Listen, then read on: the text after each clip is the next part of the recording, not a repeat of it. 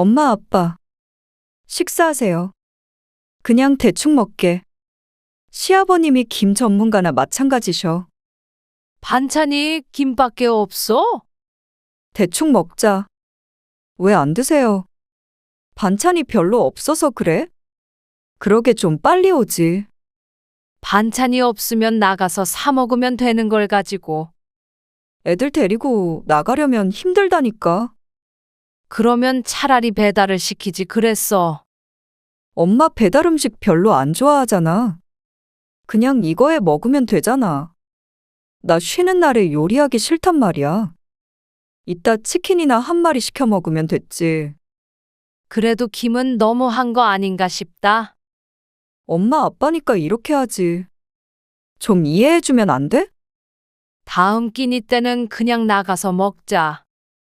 갑자기 왜 이래, 엄마. 밥 얻어먹으러 온 것도 아니고. 딸 얼굴 봤으면 됐지.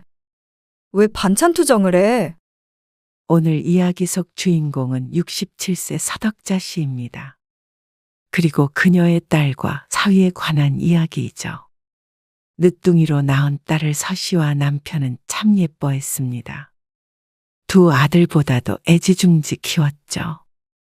그렇다면 그 사랑을 돌려줄 줄 아는 사람이 되어야 했었는데 딸은 결혼하고 가정이 생기니 원래 가족인 부모는 뒷전이었습니다. 대단한 대접을 바란 것이 아니었지만 사돈네를 대하는 것에 비해서는 푸대접을 하는 것이 맞았습니다. 결혼 후 멀리 사는 딸을 좀처럼 볼 일이 많지 않았는데 오랜만에 찾아간 딸의 집에서 서 씨는 황당한 경험을 하게 되었습니다. 몇 시간이나 걸려서 찾아간 곳에서 딸이 점심 식사라고 내놓은 것이 김이었습니다. 곁들일 반찬으로 준 것이 아니라 그것이 메인 반찬이었죠. 그리고 김치.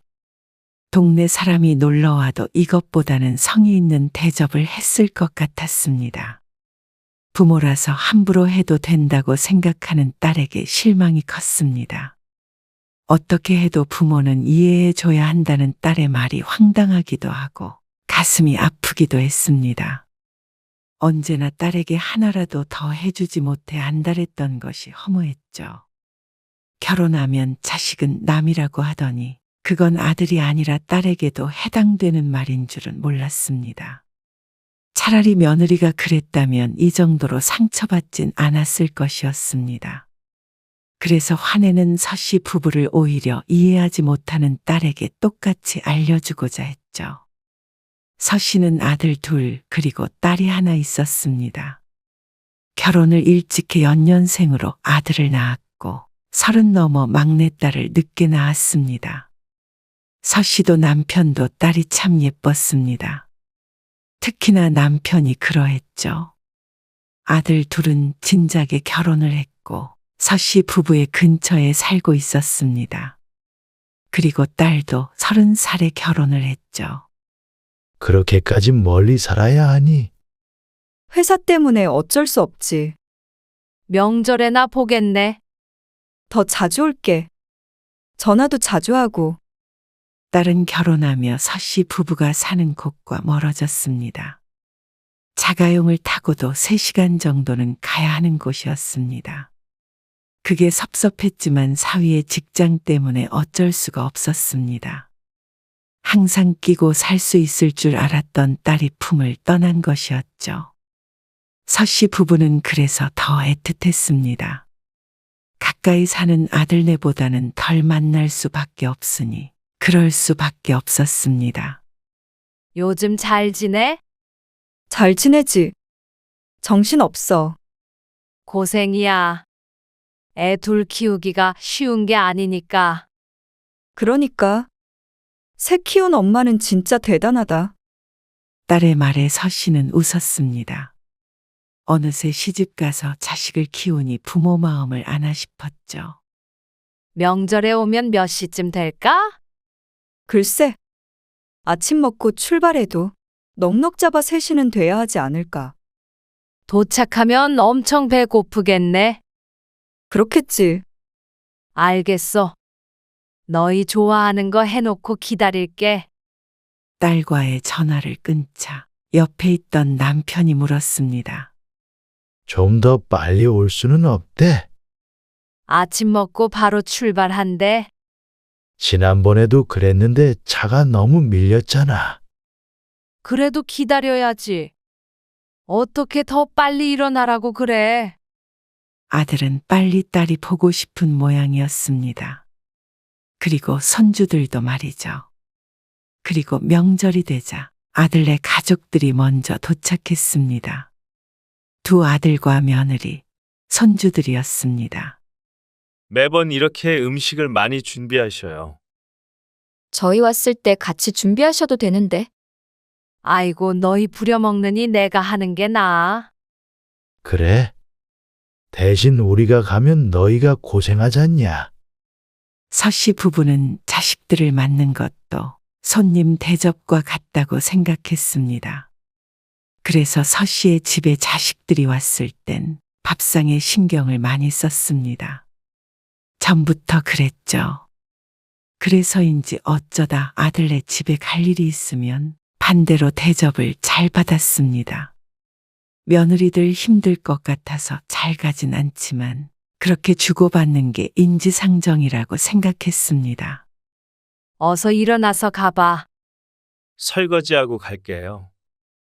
아니야. 얼른 가봐. 몇 개 안 되니까 내가 할게. 그래? 어서 가봐. 둘이 하면 되니까. 이거 다 치우시고 또 민영이네 밥 새로 차리실 거잖아요. 그렇지. 있는 거 해주시면 되지. 요리도 또 새로 하세요? 그럼 새로 해야지. 먹던 걸 주니. 서씨의 말에 아들들이 못 말리겠다는 듯이 고개를 가로저었습니다. 딸 사랑 여전하셔요. 서씨는 아들들이 가면 딸네 가족을 위해 음식을 새로 했습니다.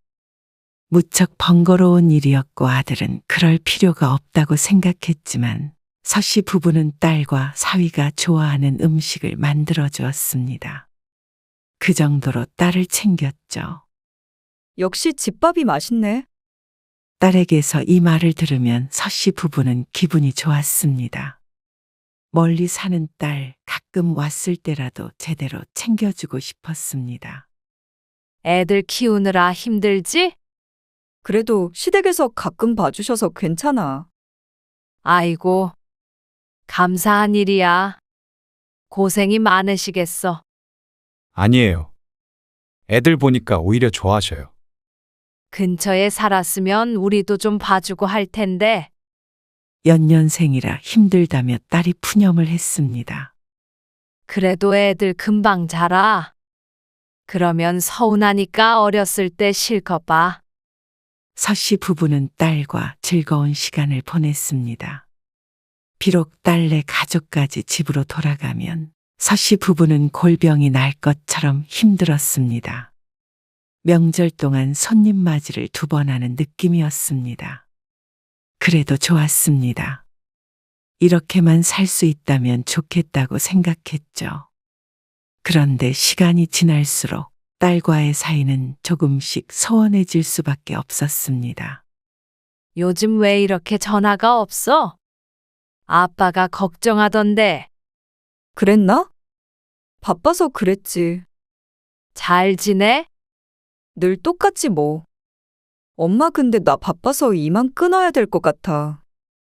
그래? 알겠어. 얼른 볼일 봐. 응. 다음에 전화할게.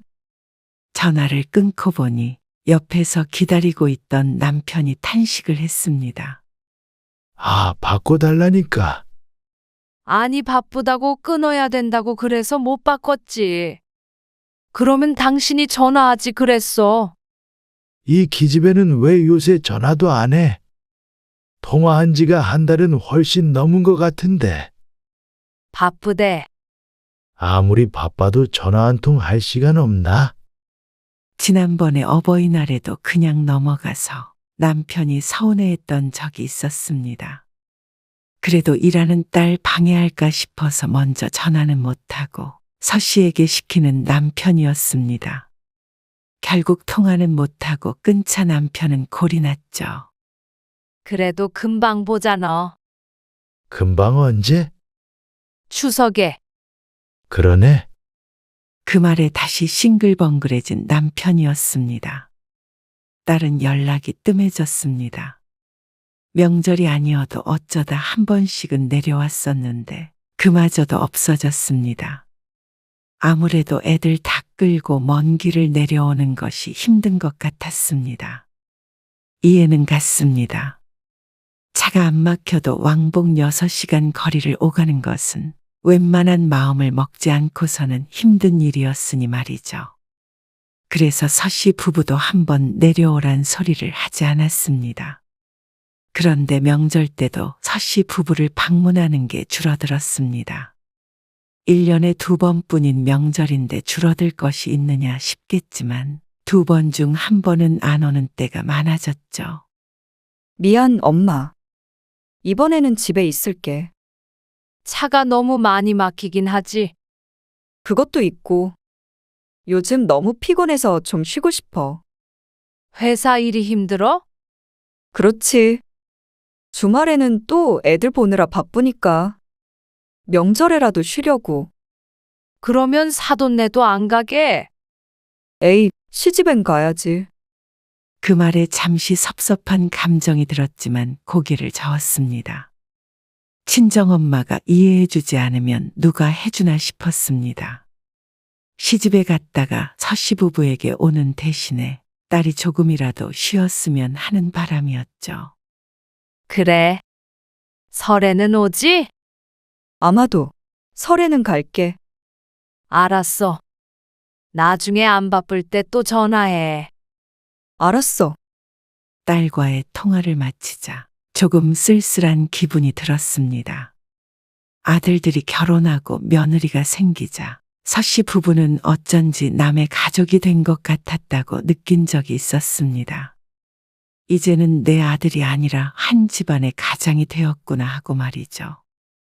그런데 딸은 늘 내 딸일 줄 알았는데 어쩌면 아들보다도 더 멀게 느껴지는 때가 있었습니다.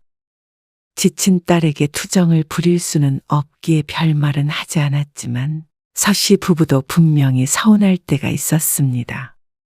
띠링 울리는 휴대폰의 메시지를 확인해 보자 딸이 카카오톡 대화방에 올린 사진이 보였습니다. 여보, 이거 사진 봐. 이게 뭐야? 민영이가 사돈 생일상 차려준 거라고 올렸네. 생일상? 아주 상다리가 부러지겠네. 그러게. 이런 것도 할 줄 아네, 우리 딸이. 자기도 자랑한다고 올렸네.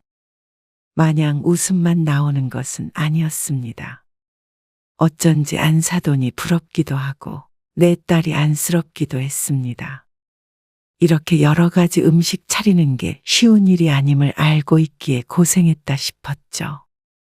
그런데 한편으로는 조금 마음이 상하기도 했습니다. 1년에 2번 오는 명절에도 힘들다고 쉰다던 딸이었습니다. 거리 문제도 있었지만 시집에는 훨씬 자주 갔고 이렇게 생일상도 차려주는 걸 보니 그런 생각이 들 수밖에 없었죠. 그러다 작년 일이었습니다. 추석 연휴 진짜 길더라. 그러게. 그래서 애들도 여행이나 가라고 그랬어. 그럼 추석 때는 집에 안 온대? 그냥 우리끼리 있지 뭐. 푹 쉬고. 민영이는? 글쎄, 긴 명절 연휴에 아들들에게는 오지 말라고 했습니다. 며느리들도 내심 여행을 갔으면 하는 눈치였기 때문에 그러라고 하니 좋아했습니다. 그리고 남편의 질문에 딸에게 전화를 해보자 웬일인지 이번 명절에는 시집에 가지 않는다고 했습니다. 아주버님네가 어머님 아버님 모시고 동남아 갔다 온대. 그래? 너희는 안 가고. 가려고 했는데 예지가 비행기만 타면 토하고 그래서. 그렇게 장거리는 힘들 것 같아서 난 못 가. 그럼 너희만 집에 있는 거야? 그렇지. 그러다 딸이 이번 명절에는 엄마 아빠가 올라오는 게 어떻겠냐고 제안을 했습니다. 신혼 초에 한번 가보고 안 가봤기 때문에 서 씨는 좋은 생각이라고 생각했습니다. 남편에게는 물을 것도 없었습니다. 옆 동네도 귀찮아서 안 가는 양반이 딸 집에 초대를 받았다고 하니 바로 버스표를 끊으라며 말했죠. 그래서 긴 연휴 2박 3일 딸의 집에 묵고 오기로 했습니다. 남편은 이제는 운전을 하지 않아서 대중교통을 타고 가기로 했죠. 그런데 명절을 나흘 앞두고 딸에게서 전화가 왔습니다. 엄마, 표 끊었다고 그랬나? 끊었지. 아침에 출발해. 9시 몇 분인가 그래. 아, 그래? 응? 왜? 아니야. 그냥 물어봤어. 무슨 일 있는 건 아니고? 아니야. 알겠어. 용건이 그게 다였는지 전화를 끊었습니다. 실없는 전화라고 생각하고 말았지만 나중에 생각해보면 막상 약속한 때가 다가오자 서 씨 부부가 방문하지 않았으면 했던 것 같기도 했습니다. 귀찮아서인지는 몰라도 말이죠. 우리 출발했어. 차 안 막히나? 글쎄, 아직은 모르겠네. 하지만 명절은 명절인지 버스를 타고 가는데도 차가 한참 막혔습니다. 점심때쯤이면 도착할 수 있을 줄 알았는데 시간이 한참 지나 있었습니다. 차 많으니까 지하철이 더 빠를 거야. 기다리는 딸의 목소리도 지친 듯 했습니다. 시간은 2시가 넘어가고 있었습니다. 서 씨 부부는 터미널에서 내린 뒤에 또 지하철을 타고 딸이 집 근처로 가게 되었습니다. 이럴 줄 알았으면 터미널까지는 데리러 오라고 하는 것이었는데 가깝다길래 괜히 찾아서 가겠다고 했죠. 게다가 서 씨 부부는 중간에 환승을 잘못해서 길을 헤매기도 했습니다. 겨우 행인의 도움을 받아서 딸의 집 근처까지 왔을 때는 3시 반 정도 되었죠. 아이고, 복잡해서 못 다니겠다. 그러게 알려준 대로 탔어야지. 딸이 짜증스럽게 대꾸했습니다. 서 씨가 민망한 웃음을 지었습니다. 다리도 아프고 들고 있는 짐도 무거웠는데 딸은 짐을 달라는 소리도 하지 않았습니다. 이거 명절 선물이야. 밥은 먹었어? 엄마 아빠 늦게 온다고 그래서 아까 점심을 좀 일찍 먹었어. 애들도 먹였고. 그러면 시간이 한참 됐네. 지금 뭐 좀 먹을까? 오는 길에 남편 배에서 몇 번이나 천둥이 쳤습니다. 아침 일찍 먹고 나와서 버스에서 고구마 하나를 까먹은 게 전부였습니다. 늘 정확한 시간에 밥을 먹던 사람이 끼니를 건너뛰었으니 배고플 만도 했죠. 그러자 딸이 미적지근한 반응을 보였습니다. 좀만 있다가 그냥 같이 저녁 먹는 게 낫지 않아? 엄마 아빠 점심을 못 먹어서. 그래? 배고파? 배고프지? 제가 모시러 갈 걸 그랬네요. 아니야. 결국 제대로 찾아왔는데 뭘. 기다리다가 지쳤어. 그럼 대충 같이 밥을 먹자. 나중에 밤에 치킨 같은 거 시켜 먹고. 그냥 나가서 먹을까? 딸이 밥 차리느라 힘들까봐 남편이 말했습니다. 그러자 딸이 고개를 저으며 말했습니다. 나가는 게 더 번거로워. 그냥 집에 있는 거에다가 먹자. 그 말에 남편은 오히려 반색을 했습니다. 그래? 이것저것 하지 말고 집에 있는 거에다가 먹어. 잠깐만. 금방 차릴게. 딸이 걱정돼서 부엌으로 따라 들어갔습니다. 냉장고에서 뭐 꺼내야 해? 아니, 내가 할 테니까 앉아 있어. 딸의 말에 두리번거리자 딸은 찬장에서 무언가를 꺼내 식탁 위에 올려놓았습니다. 애들은 아까 먹었거든. 우린 이거에다가 대충 먹자. 그러면서 봉지를 까니 조미김이 나왔습니다. 이거에다가 대충 먹자는 게 김인 듯 했습니다.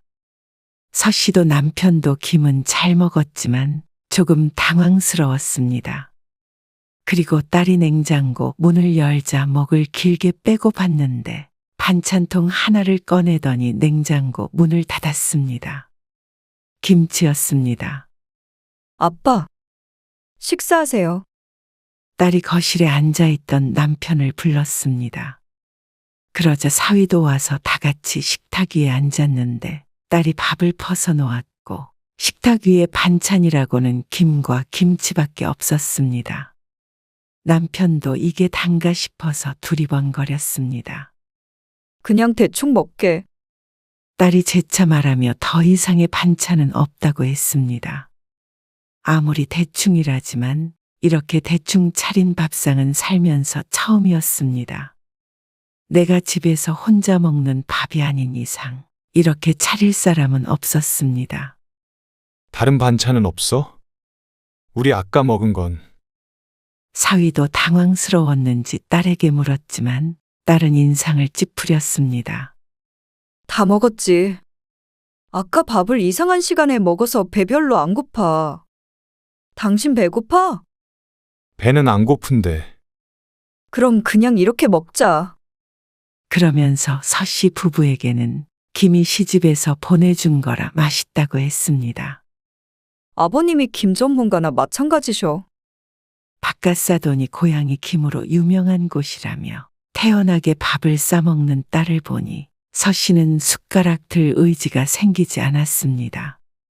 남편도 한참 김을 쳐다보고 있었습니다. 왜 안 드세요? 김이 메인 반찬이었습니다. 곁들여서 먹는 반찬이 아니고 말이죠.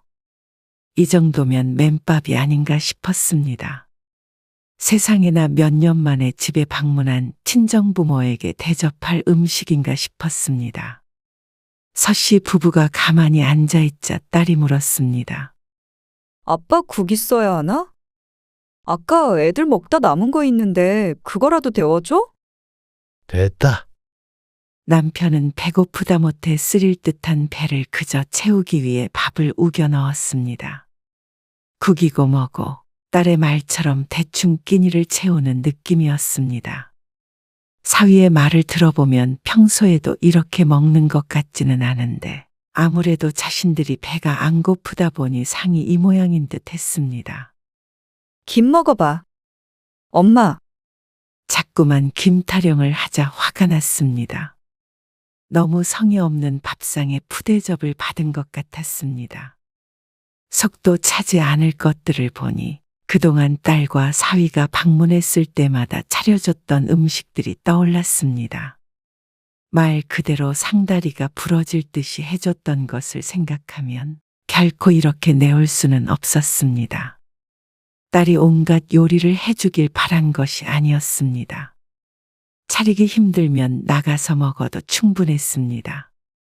그게 아니라면 생선 하나라도 놓는 게 맞지 않나 싶었습니다. 이런 생각을 하는 서씨가 너무 꽉 막힌 사람인지 왜? 반찬이 너무 없나? 그러게 좀 빨리 오지. 사위도 배가 덜 고픈지 한두 숟가락 먹고 말았습니다. 딸도 젓가락을 깨작거리고 있었고 말이죠. 그리고 이렇게 대충 먹는 것이 꼭 늦은 서씨 부부의 탓인 양 말하는 딸 때문에 기가 찼습니다. 반찬이 없으면 나가서 사 먹으면 되는 걸 가지고. 애들 데리고 나가려면 힘들다니까. 그러면 차라리 배달을 시키지 그랬어. 엄마 배달 음식 별로 안 좋아하잖아. 아무리 그래도 맨밥을 김에다 먹는 것보다는 나을 것이었습니다. 그러자 딸이 궁시렁거렸습니다. 아, 그냥 대충 먹으면 되잖아. 나 쉬는 날에 요리하기 싫단 말이야. 이따 치킨이나 한 마리 시켜 먹으면 됐지. 자꾸만 대충 하는 딸이 얄미웠습니다. 서씨는 단 한 번도 딸과 사위를 대충 먹인 적이 없었습니다. 아들들이 먹다 남긴 음식을 준 적조차 없었으니 말 다 했습니다. 그래 놓고는 요리하기 싫다는 딸의 말이 다소 충격적이었습니다. 불과 얼마 전에 시어머니 생신상이라며 보냈던 사진이 떠올랐습니다. 그런 상은 비교할 것도 없었습니다. 며느리가 시어머니 어려워 그런 것이겠지만 그렇다고 하더라도 친정부모에게 너무한 대접이라고 생각했습니다. 반찬 한두 개 더 놓는 게 그렇게 어려운가 싶었죠. 차라리 요리하기 싫으니 집에서 반찬을 싸오라고 했다면 그렇게 했을 것이었습니다. 서 씨가 기분 상한 티를 내자 딸이 숟가락을 내려놨습니다. 왜 그러는데? 그래도 김은 너무한 거 아닌가 싶다. 그러자 딸이 한숨을 푹 내쉬었습니다. 엄마 아빠니까 이렇게 하지. 좀 이해해주면 안 돼. 엄마 아빠니까 맨밥에 김을 줘도 이해하라는 딸. 엄마이기 때문에 이 정도 대접도 감수하라는 것 같았습니다.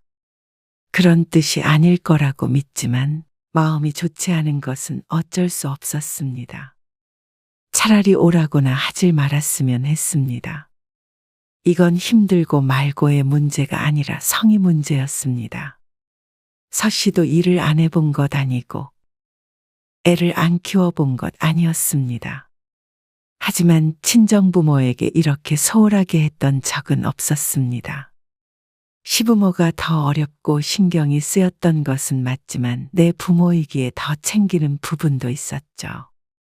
하지만 딸은 그렇지가 않은 것 같았습니다. 그럼 다음 끼니 때는 그냥 나가서 먹자. 이틀이나 있을 것이기에 식사를 몇 번이나 더 해야 했습니다. 딸도 요리하기 싫다고 하니 그게 가장 나은 선택지였습니다.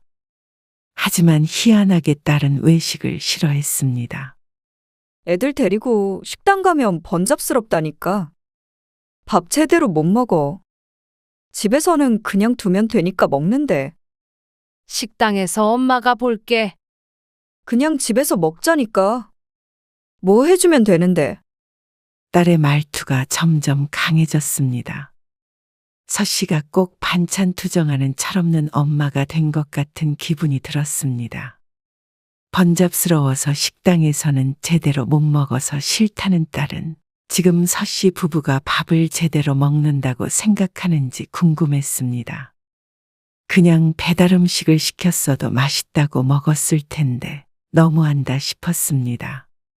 뭐 시켜줘? 아니 근데 이거 먹으면 배부른데 뭐하러 돈을 써? 됐다. 안 먹는다. 갑자기 왜 이래, 엄마. 밥 얻어먹으러 온 것도 아니고. 딸 얼굴 봤으면 됐지. 왜 반찬 투정을 해? 그 말에 서 씨는 머리 위에 뚜껑이 열리는 듯 했습니다. 그리고 김이 풀풀 나는 것 같았죠. 뭐가 그리 힘들고 짜증스러운지 모르겠지만 부모라는 이유로 화풀이를 하고 있는 것 같았습니다. 맨밥과 김을 보고 이 정도 말도 못하나 싶었습니다. 나가서 먹는 것도 번잡스럽다고 싫다고 하고 시켜 먹는 건 돈 아깝다고 하니 딸의 마음을 짐작할 수 있을 것 같았습니다. 그저 친정부모가 우스운 것이겠죠. 서 씨는 식탐이 많은 사람이 아니었습니다. 하지만 딸이 그렇게 취급을 했습니다. 평생 이와 비슷한 경험은 한 번도 없었는데 귀한 경험을 딸 때문에 하게 되는 듯해서 헛웃음이 나왔습니다. 그렇게 잘 먹이고 키웠는데 부모 입은 입도 아니라고 생각하는 것 같았죠. 딸 힘든 거 엄마가 몰라주면 누가 알아줘? 나 보고 싶어서 온 거 아니야? 그러면서 밥이 더 중요하냐고 따지는데 할 말을 잃었습니다. 남편도 내 말이 없었죠. 보고 싶어 온 걸 그렇게 잘 아는 딸이 부모를 이렇게 푸대접 하나 싶었습니다. 내일은 뭘 해줄 생각이었는지 어땠는지는 몰라도 딸의 집을 방문하고 처음으로 먹는 끼니의 빈정이 상했습니다. 사위의 중재로 대화는 마무리가 됐지만 저녁에 시킨 치킨을 먹을 기분도 아니었죠. 이틀 밤 자기로 되어 있던 서 씨 부부는 다음 날 집으로 내려왔습니다. 딸도 기분이 상했는지 그런 서 씨를 붙잡지 않았습니다. 돌아오고 나서도 서 씨는 몇 날 며칠 생각에 빠졌습니다. 내가 알던 딸이 아닌 것 같았습니다. 이제는 딸에게 부모는 그저 귀찮은 존재가 되어버린 것 같았습니다. 연락이 뜸해져도 명절에 오지 않아도 딸이 힘든 게 싫어 그러자 했지만 그러다 보니 딸의 마음속 우선순위에서 서 씨 부부가 한없이 뒤로 밀려난 것 같았습니다. 과연 시부모가 와도 그렇게 대접할 수 있겠나 생각했습니다. 결코 아니었습니다. 딸이라는 이유로 명절에 와서 손 하나 까딱 안 하고 맛있는 밥상을 여러 번 받아먹고 가면서 그렇게 밥 한 끼 차려주기가 힘든가 싶었습니다. 그게 딸의 마음인가 싶었습니다. 자식이 부모 마음 같을 수 없다는 건 알지만 이건 도가 지나친 듯 했습니다. 그냥 대충 먹으면 되지 왜 난리인가 싶을 수 있겠지만 그 밥상 앞에 앉아보지 않은 사람은 느끼지 못할 감정이었습니다. 서운함을 넘어서 비참하기까지 한 그 심정을 말이죠. 서 씨도 이제 더 이상 딸이 왔다고 진수성찬을 차리는 일은 그만하기로 했습니다. 양방향의 사랑인 줄 알았는데 철저한 짝사랑이었습니다. 밥 얻어먹으러 왔냐는 그 말이 내내 서 씨의 머릿속에 맴돌았습니다. 그게 서 씨의 짝사랑을 접게 만들었습니다. 그리고 그건 남편도 마찬가지인 것 같았습니다. 올해 설에 딸 부부가 내려오기로 했습니다. 평소 같았으면 집에서 쉬겠다고 할 만도 한데 오는 것을 보아하니 찔리는 게 있는 모양이었습니다. 서 씨는 아들네가 왔다가 간 뒤에도 따로 음식을 하지 않았습니다. 그리고 그런 서 씨에게 남편은 왜 딸 밥상을 안 차리느냐고 묻지도 않았죠. 엄마, 우리 왔어. 왔냐? 엄청 배고프다. 휴게소에 차가 너무 많아서 핫바도 못 먹고 왔네. 차 많이 막혔어요. 그래? 밥은? 무슨 밥? 아직 때도 안 됐잖냐? 우리 아침에 시댁에서 밥 먹고 아무것도 못 먹었어. 그래? 배고파? 우린 점심 먹었어. 뭐? 엄마 아빠만? 평소에는 기다렸다가 딸이 오면 먹었는데 이번에는 기다리지 않았습니다. 그러니 딸이 황당하다는 표정을 지었습니다. 그럼 우리라도 줘. 잠깐만 기다려라. 그래서 서 씨는 식탁에 딸 부부를 앉혀놓고 밥상을 차렸습니다. 반찬은 정해져 있었죠. 김과 김치. 그러자 딸의 안색이 바뀌었습니다. 이게 뜻하는 바가 있다는 걸 안 것이었죠. 엄마, 이럴 거야? 지난번에 전화로도 얘기했잖아. 전화로 한 얘기라는 게 엄마니까 이해하라는 말의 반복이었습니다. 그걸 가지고 서 씨의 기분이 풀렸다고 생각한 것 같았습니다. 그거 좋은 김이야. 엄청 비싸고 곱창 김인가 그래. 뭐? 너 좋은 김에다가 밥 싸먹는 거 좋아하잖냐? 장난치지 마, 엄마. 오빠들이 먹은 반찬 남은 거 없어? 있지. 잡채랑 불고기랑 그런 거. 그거라도 줘. 각자 좋아하는 거 먹는 거지. 너는 거기에다가 먹어. 진짜 치사하게 이럴 거야? 애들도 밥 안 먹었어. 애들도 김에다 싸줘. 만난 게 중요하지 밥이 중요하니? 밥 얻어먹으러 온 건 아닐 거 아니야. 서 씨가 그렇게 말하자 딸의 얼굴이 울그락불그락해졌습니다. 여기까지 운전해서 온 사람한테 이게 무슨 대접이야? 딸이 사위의 눈치를 보며 말했습니다. 거기까지 길 잃고 6시간 걸려서 간 부모에게 했던 대접이랑 똑같은데 어째 좀 부족하니? 그러자 딸이 화가 나 자리에서 일어났습니다. 그리고 사위를 끌어당기며 집에 가자고 했습니다. 사위가 난감한 표정으로 엉거주춤 일어났습니다. 나가서 사 먹고 그냥 집에 갈게. 나가서 먹게? 애들 때문에 제대로 못 먹을 텐데. 엄마! 딸이 빽 소리를 질렀습니다. 왜? 네가 엄마 아빠한테 한 취급이 바로 이런 거야? 반성해. 그러자 딸이 씩씩대며 짐을 도로 들고 나가버렸습니다. 그런 딸을 서씨는 붙잡지 않았습니다. 딸이 연신 뒤를 돌아보았는데 서씨는 현관문을 닫아버렸습니다. 자기가 당하면 기분 나쁠 일을 왜 부모에게 하는지 몰랐습니다. 편한 만큼 더 아껴주고 사랑해줘야 하는 거 아닌가 싶었습니다. 그걸 모른다면 딸이 이제 다시 서씨의 집에 오지 않더라도 괜찮았습니다. 이제는 짝사랑을 끝내기로 마음먹었으니 말이죠.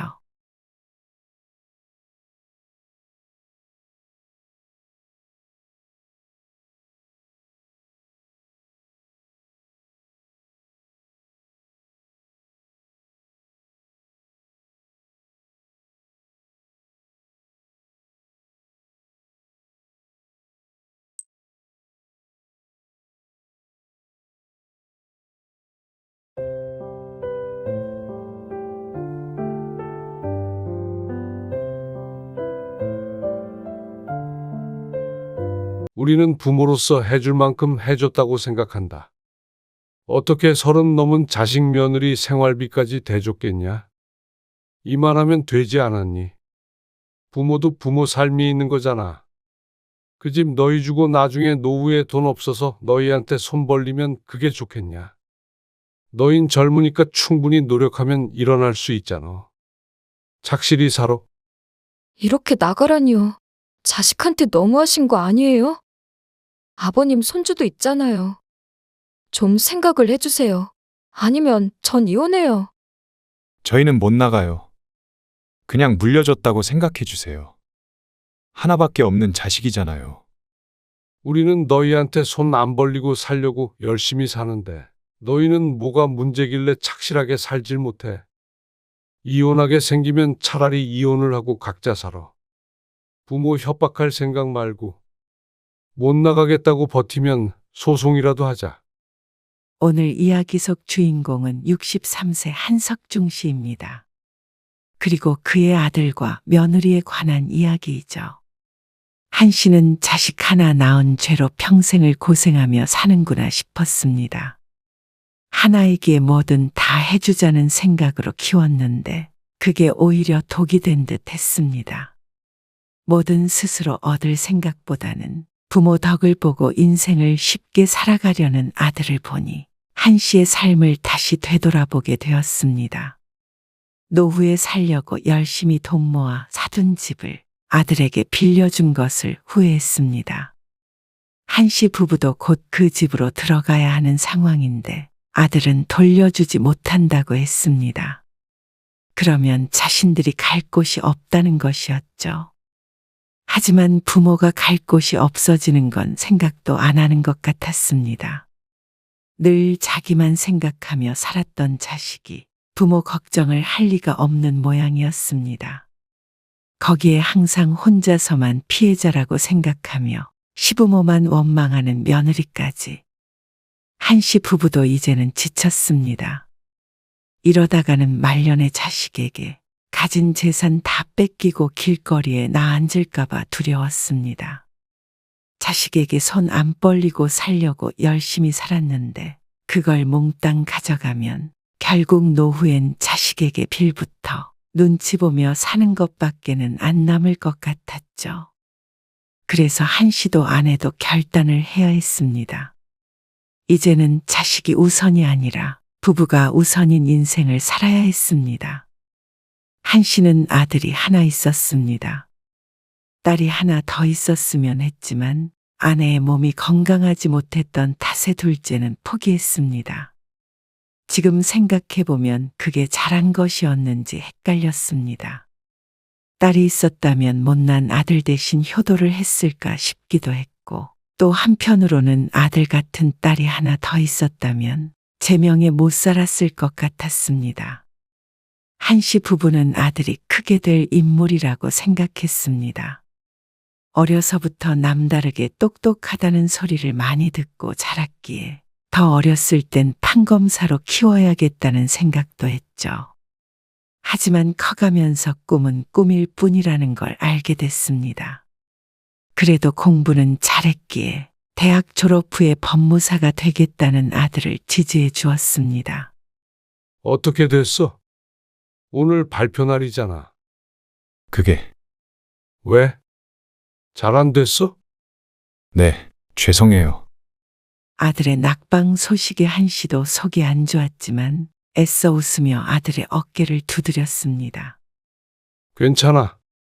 또 보면 되지. 벌써 몇 번째 시험인지 몰랐습니다. 가장 처음으로 봤던 시험에서 1차에 합격을 했을 땐 그대로 법무사가 되는 줄 알았습니다. 하지만 2차에서 떨어졌고 그 후년에도 이번에도 1차에서 낙방을 했죠. 그러자 한씨도 걱정이 되기 시작했습니다. 다시 내년 시험을 보고 공부를 해야 하는데 아들도 지치고 그걸 뒷바라지하는 한씨 부부도 지쳐갔습니다. 1, 2년 안에 붙을 수 있는 시험이 아닌 것을 알았지만 내심 아들을 믿었던 모양이었습니다. 하지만 가장 마음이 상한 것은 아들일 것이기에 애써 마음을 숨겼죠.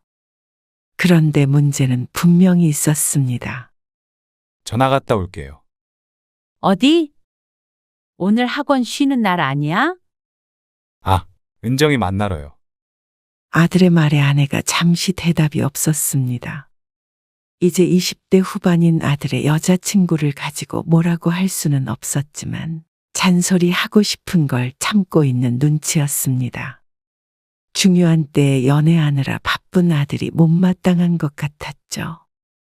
신 씨도 비슷한 마음이었지만 성인인 아들이 알아서 잘 조절을 할 것이라고 생각했습니다.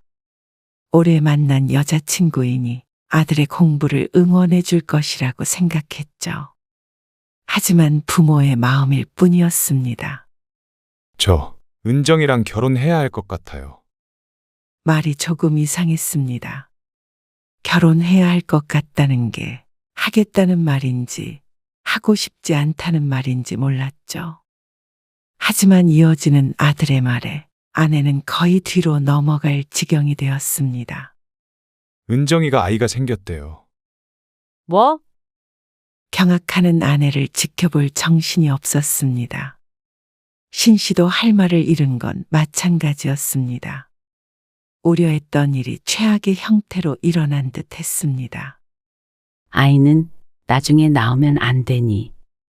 우선 합격하고 나서 정식으로 결혼하고. 아내는 아들을 만류했습니다. 아내라고 이런 말을 하는 게 마음이 편할 리가 없었습니다. 하지만 그 마음은 100번 이해가 갔습니다. 아들은 화를 냈지만 말이죠. 그러면 애를 지우란 말씀이세요?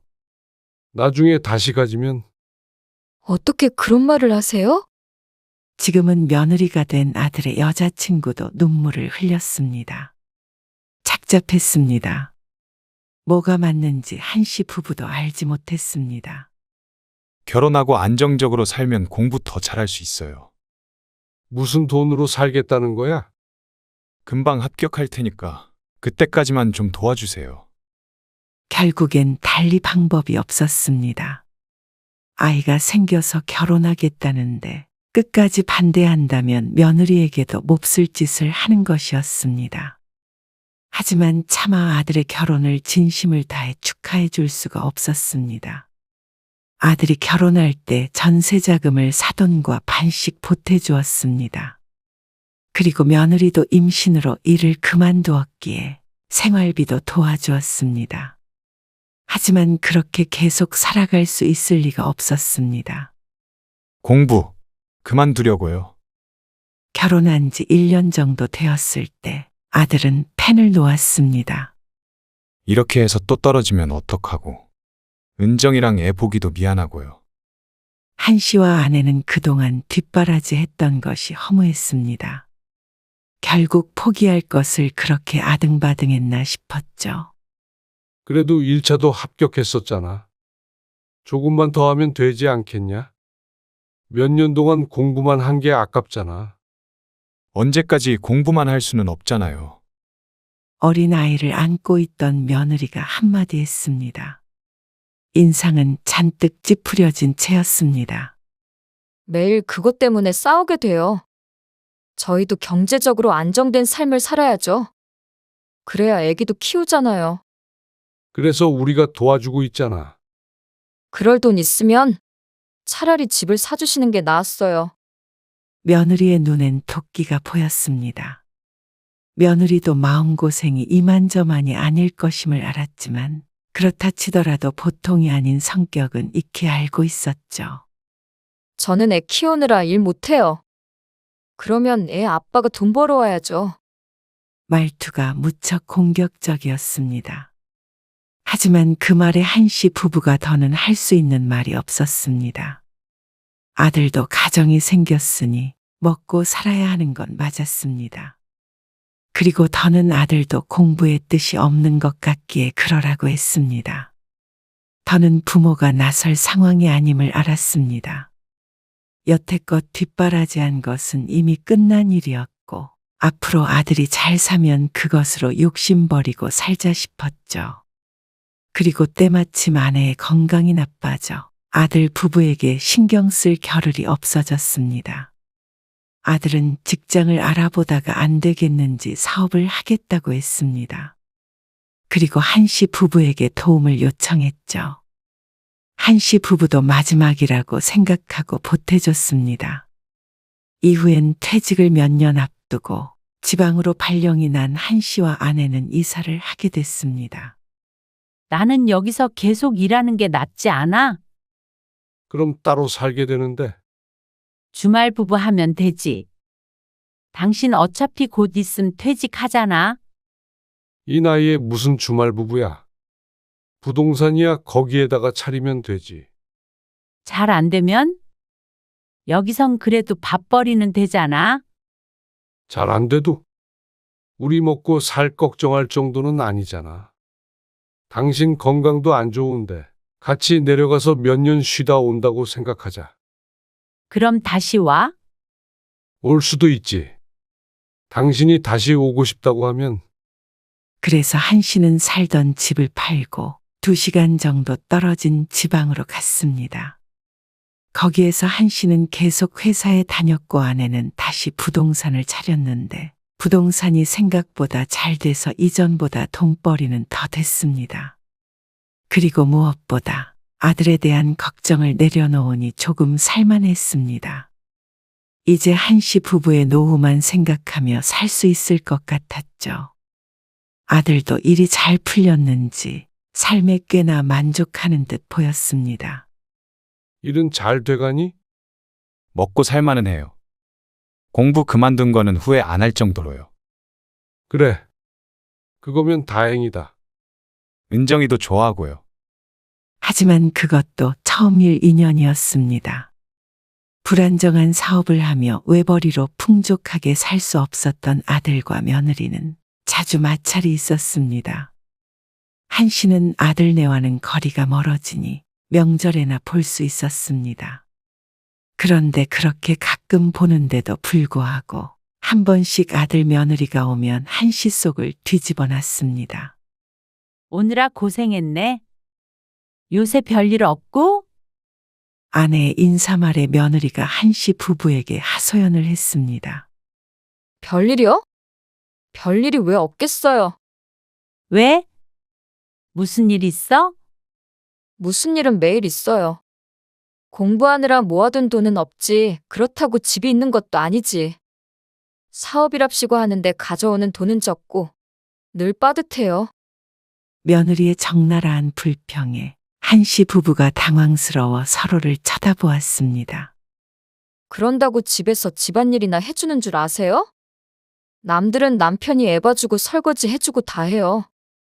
은정아, 그런 얘기를 지금 왜 해? 어머님, 아버님 탓도 있는 거잖아. 일하고 들어와서 애도 보고 설거지도 하라는 거야? 쓰레기도 내가 버리고 하잖아. 그 정도는 누구나 하는 거고. 그럼 적어도 애 때문에 나 주저앉혔으면 돈 걱정은 안 하게 해야 할 거 아니야? 그만하자. 엄마 아빠 앞에서 이게 뭐야? 맨날 그만하래? 그럼 너도 돈을 벌던가. 그럼 애는 누가 키워? 다 큰 애를 뭘 키운다는 거야? 어린이집 갔다가 5시에 집에 오는데. 그때까지 너는 뭐 하는데? 그만해라. 한씨가 더 이상은 듣고 있을 수 없어 아들 내외를 말렸습니다. 이런 대화가 이번이 처음은 아니었습니다. 부부싸움을 하려거든 집에서나 하지 왜 명절에 와서 이러는지 몰랐습니다. 며느리가 한씨 부부에게도 불만이 많은 듯 했습니다. 그렇게 도와줬는데도 고맙다는 말 한마디 듣지도 못하고 여전히 원망만 듣는 현실의 한숨이 나왔습니다.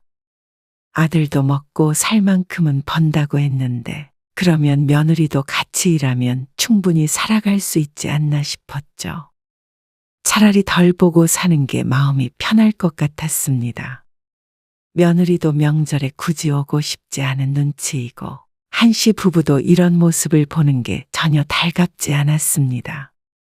그래서 다음 명절이 다가왔을 때 한씨가 아들에게 전화해 말했습니다. 이번 명절부터는 너희끼리 시간 보내. 무슨 말씀이세요? 내려오지 말라는 말이야. 왜요? 아들이 의아해했습니다.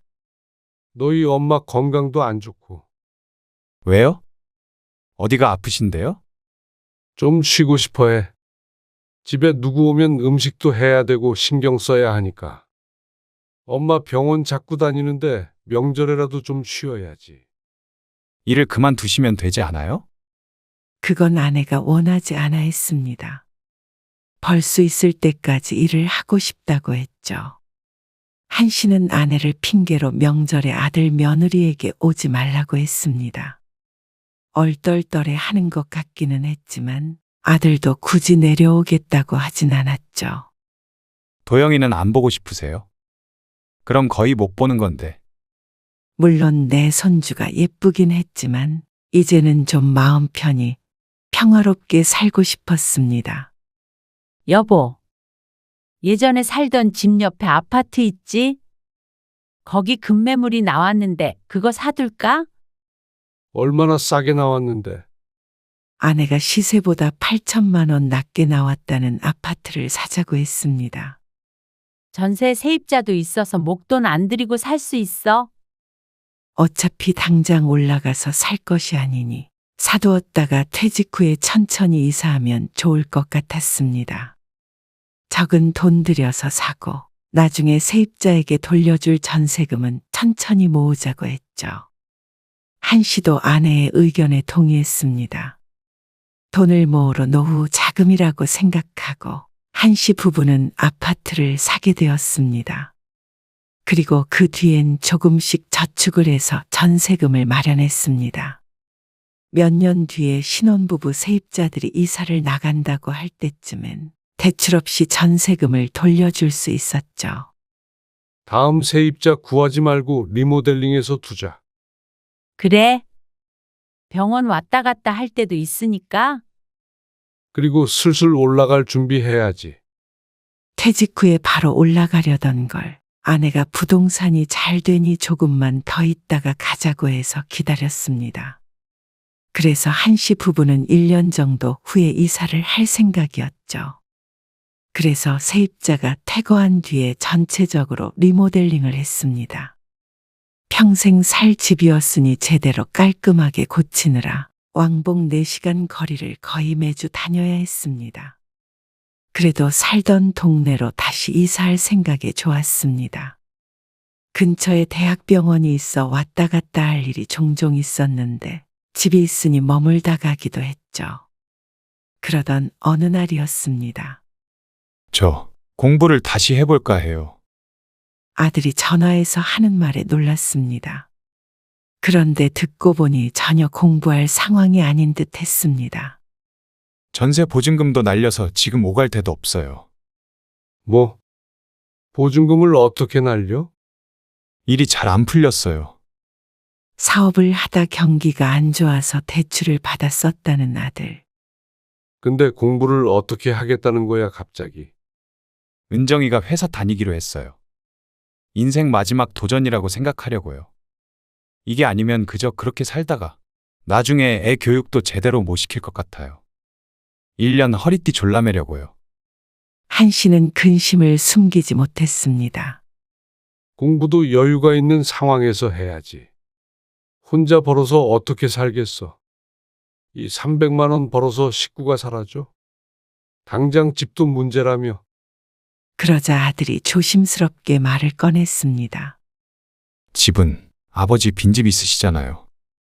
그 집에서 살겠다고? 네. 집 문제만 해결돼도 아끼면 살 수 있어요. 1년 있다가 엄마 아빠도 올라갈 거야. 1년이면 충분해요. 1년 안에 합격할게요. 아들의 말에 고민이 됐습니다. 아들 말처럼만 되면 더할 나위 없이 좋았습니다. 어차피 비어있는 집이니 아들네가 살면서 합격해서 나온다면 지금보다 훨씬 잘 살 수 있을 테니 말이죠. 공부를 그만둘 당시에도 안타까웠기 때문에 아들의 계획이 걱정스러운 한편 기대가 되기도 했습니다. 아들도 미련이 남았던 모양이었습니다. 차라리 불안정한 사업을 하느니 1년만 고생하는 게 나을 것 같았습니다. 그래서 한 씨도 아내도 아들이 말한 대로 1년간 집에 들어와 살게 했습니다. 그리고 잘 살아보려고 노력하는 아들 부부가 딱해 한 씨가 종종 도와주곤 했습니다. 애도 이제 초등학생이기 때문에 집이 있다고 해도 며느리 혼자 번 것으로 생활하긴 빠듯할 것이 분명했습니다. 이번 주에 병원에 가거든. 올라가는 김에 반찬 좀 해줄게. 그러면 감사하죠. 지내는데 불편함은 없고? 네. 없어요. 그래. 고생이 많다. 아내의 말에 며느리가 한숨을 쉬었습니다. 곧 아들의 시험이 있는 날이었습니다. 그래서인지 며느리가 싱숭생숭한 모양이었습니다. 그건 한 씨 부부도 마찬가지였습니다. 아들이 호언장담을 했기 때문에 별일이 없다면 붙을 가능성이 높았지만 혹시나 하는 마음에 긴장이 되었습니다. 그런데 얼마 뒤 한 씨는 청천벽력 같은 소식을 들어야 했습니다. 떨어졌어요. 아직 결과 발표도 안 나왔잖아. 채점해봤는데 붙을 가능성이 없어요. 아들의 말에 한 씨는 좌절했습니다. 1차에서 떨어져 버린 아들. 아들이나 며느리도 고생이 많았겠지만 1년간 한 씨도 아내도 힘들었습니다. 경제적으로 원조도 해줬고 왔다 갔다 하며 반찬도 갖다 주었습니다. 이래저래 뒷바라지도 하고 마음고생도 했는데 결과가 배신을 해버린 것이었죠. 저 아버지만 괜찮다고 하시면 1년만 더 하고 싶어요. 한 씨는 얼른 대답하지 못했습니다. 이제는 아들이 정말 붙을 수 있을지에 대한 생각을 해봐야 할 것 같았습니다. 여태 고생한 게 있어서 억울해서라도 합격을 해야 될 것 같아요. 1년만 더 도와주세요. 그땐 붙든 떨어지든 나갈게요. 며느리의 말에 한 씨는 별 도리가 없었습니다.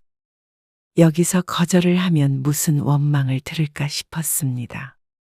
평생 한을 심어줄 수는 없었고 한 씨도 간절히 원하던 것이 아들의 합격이었기 때문에 딱 1년만 더 고생하자 싶었죠. 우리도 1년 더 있다가 이사 가는 걸로 합시다. 그래서 한 씨 부부가 이사하는 것은 내년으로 미루자고 했습니다. 그 사이에 부동산도 정리하고 살던 집도 팔 생각을 했습니다. 올라가면 이제는 좀 쉬엄쉬엄 살 생각이었습니다. 어쨌거나 더 이상 아들에게 들어가는 건 줄어들 것이었습니다. 가서 한 5년만 일하게. 또? 그러면 아직 젊은데 둘이 손가락 빨고 놀아? 당신? 괜찮겠어? 그래도 6년 정도는 더 일할 만하지.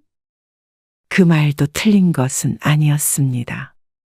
앞으로 이 30년 밥 먹고 살려면 60대가 마지막 일할 수 있는 때였죠. 그러면 나도 퇴직금으로 뭐라도 해볼까? 부동산 투자해보려고 하는데 오피스텔 같은 거 사서 그것도 좋겠네. 올라가서 부동산은 차려놓고 쉬엄쉬엄 하자고. 생활비 정도만 나오면 되니까. 그리고 연금도 받으면 노후 대비는 어느 정도 될 것 같았습니다. 이사간 뒤에 지금 살고 있는 집은 또 팔아서 투자도 하면 나중에 자식에게 손 안 벌리고 살 수 있을 것 같았습니다. 그래도 평생 아등바등 열심히 벌고 저축하며 살았더니 말년 인생은 적어도 비참할 것 같지는 않았습니다. 그런데 자식에게 기대게 될까 걱정할 게 아니라 반대 상황을 걱정해야 했었나 봅니다. 엄마 아빠 여기 정리하고 올라갈 준비할게. 결과가 어떻게 되든 나간다고 했으니까. 네. 그렇게 하세요. 그래. 아들의 말을 듣고 한씨 부부는 살던 집을 내놓았습니다. 그리고 부동산도 정리를 했죠. 몇 달 뒤, 집은 계약이 됐습니다. 계약 전에도 아들에게 여러 차례 날짜를 확인했습니다. 1차에 붙으면 2차도 봐야 하니 2차 날짜에 맞춰서 잔금 날짜도 맞췄죠. 어떻게 됐어? 1차 시험날. 시험이 끝날 시간이 됐는데도 아들도 며느리도 연락이 없었습니다. 그래서 기다리다 못해 한씨가 먼저 아들에게 전화를 걸어 물었습니다. 그런데 돌아오는 대답이 시원치가 않았습니다. 결과가 나와봐야 알 것 같아요. 그래도 채점은 해봤을 거 아니야? 그게 아슬아슬한 것 같아서요. 그래서 2차 준비해야 해요. 아슬아슬 하다니 좋은 상황은 아니었지만 그래도 지난번처럼 확실하게 떨어진 것보다는 상황이 나았습니다. 한 달 뒤 1차 시험 결과 발표가 있는데 아들의 공부를 방해하지 않기 위해 한 달간 아들에겐 따로 연락도 하지 않았습니다. 그 사이에 아내의 환갑이 있었는데 그때도 아들 며느리에게서 전화 한 통 없었어도 그러려니 했습니다. 그보다 중요한 게 합격이라고 생각한 아내가 아들에게 전화하려는 한씨를 말렸죠. 아들은 1차에 합격을 했다고 전했습니다. 그래서 이제 2차도 봐야 했는데 그래서 또 거의 2달간은 한씨 부부도 긴장한 채로 지냈습니다. 하지만 2차 시험 결과에 한씨는 또다시 좌절해야 했습니다. 어쩔 수 없잖냐? 아들은 더 이상 공부는 안 될 것 같다고 했습니다. 그 말에 한씨는 아들을 탓하지 않았습니다.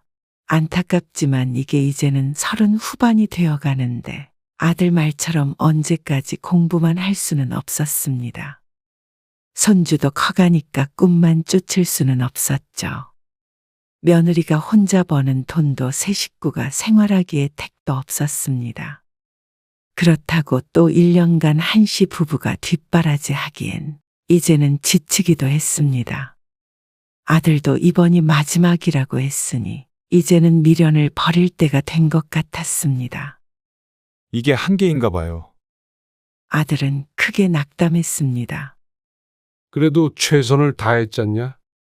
속이 무척 쓰렸지만 한씨는 아들을 위로했습니다. 하지만 한씨가 위로를 받고 싶은 심정이었습니다. 아들의 공부를 위해서 한씨 부부도 포기해야 했던 부분이 많았기 때문이었죠. 은정이가 실망이 커서 집 분위기가 그러네요. 이사는 천천히 할게요. 날짜에만 맞춰줘. 한씨가 살고 있는 집 잔금 날짜에 맞춰 한씨도 이사를 가야 했기 때문에 아들이 제 날짜에 나가야 했습니다. 왠지 아들을 쫓아내는 것 같아 마음이 쓰였지만 그래도 이제는 모든 걸 제자리에 돌려놓아야 했죠. 아들은 직장을 구하겠다고 했습니다. 그 일로 며느리와는 크게 다툰 것 같았죠. 하지만 그래서 그런지는 몰라도 아들은 갑작스레 연락이 와 정해진 날짜에는 이사를 나갈 수 없다고 했습니다. 뭐? 안 돼. 그럼 엄마 아빠는 어떻게 해? 이 집을 비워줘야 한다니까. 알긴 아는데요. 저도 직장 구하고 자리 잡을 시간은 주셔야죠. 이미 반년 전에 정해진 날짜였지만 아들은 막무가내였습니다. 그리고 며느리도 전화해서 한 씨에게 따졌습니다. 이 상황에서 이대로 쫓아내시면 저희는 그럼 길에서 생활하나요? 뭐? 돈이 있어야 나가죠. 그러려면 애 아빠가 직장이라도 구해야 하잖아요. 안 그래요? 그러게 왜 이렇게 촉박하게 계약을 하셨어요? 쫓아내고 싶으셨던 것처럼. 며느리의 말에 기가 막혔습니다. 쫓아내긴 누가 쫓아낸다는 것인지 몰랐습니다.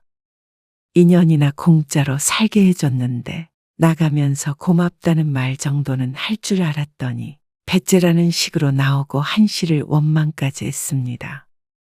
아무리 자식은 부모 마음을 모른다고 해도 이건 너무한 게 아닌가 싶었습니다. 애들 말대로 그냥 무작정 나가라고 할 수는 없잖아. 내가 연락해서 2달 정도만 미뤄볼게. 그때 계약할 때도 급한 거 아니라고 했거든. 그래도 계약한 게 있는데 쉽게 미뤄줘? 혹시 모르잖아. 일단 물어나 볼게. 매수자에게 연락을 해보겠다는 아내. 아들 때문에 이게 무슨 불편한 상황인가 싶었습니다. 시험 결과가 발표되고도 1달가량 시간이 있었는데 말이죠. 얼마 남겨두지도 않고 갑자기 일어나 싶었습니다.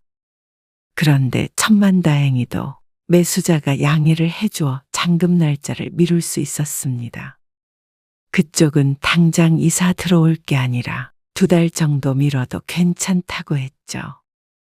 그리고 계약 이후로 집값이 살짝 올랐는데 그것에 선심을 쓴 듯 했습니다. 그래도 별 탈 없이 얘기가 돼서 다행이었습니다. 그런데 또다시 미룬 날짜가 돼가는데도 아들은 잠잠했습니다. 어디로 이사를 가게 되었다. 며칠 날 가겠다 하는 말이 전혀 없었습니다. 불안했던 한 씨가 아들에게 전화를 걸었습니다. 그러자 아들이 또다시 엉뚱한 소리를 했습니다. 저희 여기서 계속 살면 안 돼요? 뭐야? 그게 말이 되니? 이제 와서 이게 무슨 소리인가 싶었습니다. 여기 집 팔렸다. 니까? 그거 취소 못해요? 아들의 말에 머리가 지끈지끈 울리는 듯 했습니다. 계약이 장난도 아니고 한 번 미루기까지 했는데 이제 와서 취소한다고 말을 할 수 있을 리 없었습니다. 그리고 그렇게 되면 배상해야 하는 돈도 어마어마했고 말이죠. 엄마도 부동산을 하더라도 거기에서 하시는 게 낫지 않아요? 그리고 건강 안 좋아서 겸사겸사 가신 거잖아요. 공기 안 좋은 데로 뭐하러 다시 오시려고 그러세요? 아들의 말에 기가 막힌 웃음이 터져나왔습니다.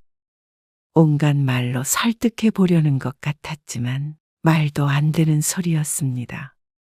올라가지도 않을 거면 뭐하러 그 집을 샀겠어? 1-2푼 하는 것도 아니고. 노후 준비라고 생각하고 아껴가며 마련했습니다. 그런데 그걸 홀랑 가져가 버리려는 아들이 괘씸하기도 했습니다.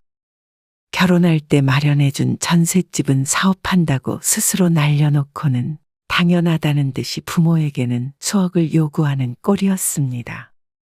이사 날짜 정해졌으니까 더 이상은 못 미뤄. 우리도 이삿짐 센터 예약을 했으니까.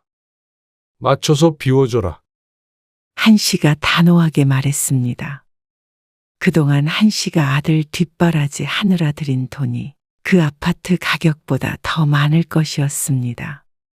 이만하면 된 것 아닌가 싶었습니다.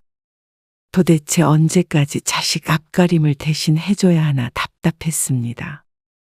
마지막으로 해보겠다던 공부까지 도와줬으면 충분하다 못해 넘친다고 생각했습니다.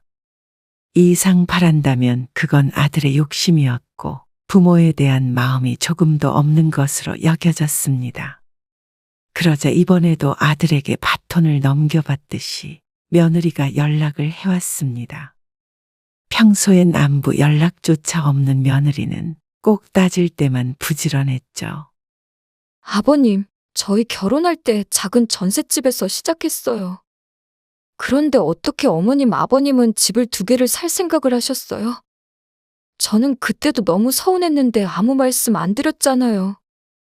돈이 남아돌아서 2채를 가지고 있었던 것이 아니었습니다.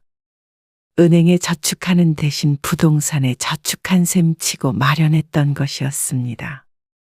하지만 며느리는 섭섭하다고 난리였습니다. 자식이 우선 아니에요? 어머님, 아버님은 이 집 아니어도 사시잖아요. 그리고 저 2년간 혼자 일하면서 아버님 아들 공부시켰어요. 그런데 어떻게 떨어졌다고 이렇게 쫓아내세요? 남이 들으면 천하의 나쁜 시부모가 따로 없을 듯 했습니다. 하지만 실상은 조금 달랐습니다. 아들이 공부하고 며느리가 직장에 다닌 것은 맞지만 한 씨가 도운 부분도 컸습니다. 며느리 혼자 공부시킨 것은 결코 아니었습니다. 집도 월세 한 푼 안 받고 빌려준 것은 아무것도 아닌 모양이었습니다. 며느리 힘들까봐 집에 찾아가지도 않고 아내가 반찬만 해다 나르기도 했습니다. 그리고 아들이 공부한 것이 꼭 우리 좋으라고 한 것 같았지만 결국엔 자신들이 더 안정적이고 풍족하게 살려고 투자를 한 것이었습니다. 그런데 왜 모든 것을 한 씨 탓으로 돌리는지 모를 일이었습니다. 며느리만 대단한 희생을 한 것처럼 말이죠. 그래서 한 씨 부부가 보상으로 그 집을 줘야 한다고 생각하는 것 같았습니다. 아들이 공부하기 전엔 10년 가까이 일을 안 하고 집에 있던 며느리였는데 말이죠. 우리는 부모로서 해줄 만큼 해줬다고 생각한다. 어떻게 30 넘은 자식 며느리 생활비까지 대줬겠냐? 이만하면 되지 않았니? 부모도 부모 삶이 있는 거잖아. 그거 너희 주고 나중에 노후에 돈 없어서 너희한테 손 벌리면 그게 좋겠냐? 너흰 젊으니까 충분히 노력하면 일어날 수 있잖아. 착실히 살아. 그러자 며느리의 씩씩대는 숨소리가 들렸습니다. 더 이상 집 파는 건 못 미루니까 제 날짜에 맞춰서 집 비워줘. 자식한테 너무하신 거 아니에요? 아버님 손주도 있잖아요. 좀 생각을 해주세요. 그러면서 며느리도 아들과 똑같은 말을 했습니다. 이사하지 말고 이곳에서 계속 살라는 말이었습니다. 저희는 못 나가요. 그냥 물려줬다고 생각해주세요. 하나밖에 없는 자식이잖아요. 그 하나밖에 없는 자식이 집을 뺏어갈 생각을 할 줄은 몰랐습니다. 못 나가겠다고 버티는 날강도 같은 자식 때문에 한 씨는 골치가 아프기도 했고 가슴도 아팠습니다. 그리고 여태 해준 것에 대한 감사함은 눈꼽만큼도 없는 아들 며느리가 괘씸했습니다. 왜 더 주지 않느냐고 땡깡이나 피우는 자식이 내 자식인 게 부끄러울 지경이었습니다. 부모가 평생 열심히 번 돈으로 부모 도움받아서 편히 살았으면서 노후까지 위협하나 싶었죠. 그러자 며느리가 이혼하겠다고 난리가 났습니다. 아들은 자식이 이혼하는 꼴 보고 싶냐면서 협박 아닌 협박을 했습니다. 한 씨 부부는 아들 며느리에게 정이 떨어지는 것 같았습니다. 이런 게 자식이라면 차라리 자식 없이 사는 게 낫겠다 싶었습니다. 우리는 너희한테 손 안 벌리고 살려고 열심히 사는데 너희는 뭐가 문제길래 착실하게 살질 못해. 이혼하게 생기면 차라리 이혼을 하고 각자 살아. 부모 협박할 생각 말고 못 나가겠다고 버티면 소송이라도 하자. 법은 아주 잘 알잖냐? 그렇게 아들을 쫓아내버렸습니다. 아들은 나가면서도 억울해했고 한 씨 부부를 원망했습니다. 자식에게 어쩜 이렇게 매정하냐고 했죠. 정말 매정하게 살았으면 한 씨 부부도 억울하지 않았습니다. 이래서 자식은 키워봐야 다 소용이 없다는 말이 있는 것 같았습니다. 정말로 엉뚱한 곳에 돈과 시간과 청춘을 바친 것 같았습니다. 한씨 부부는 제 날짜에 이사를 했습니다. 아들이 떠나간 자리에 들어가기 씁쓸했지만 그런 생각은 안 하고 살기로 했습니다. 이제는 아내만 챙기며 살기로 다짐했습니다. 사실 자식만 아니었어도 지금보다는 훨씬 나은 삶을 살았을 것이었습니다. 60 넘어서 이렇게 되리라고는 생각지도 못했죠. 하지만 늦었다고 생각할 때가 가장 빠르다고 했습니다. 이제라도 정신 차리고 자식을 끊어낸 것은 잘한 일이라고 생각했습니다. 남은 노후라도 부모가 아닌 부부의 삶을 살아보자 결심했습니다. 며느리의 말대로 자식이 우선인 삶은 이제 끝내기로 했죠. 그날 이후로는 아들이 또다시 도와달라고 하더라도 거절했습니다. 나약한 아들도 이제는 제 삶을 제대로 사는 방법을 스스로 깨달아야 했습니다.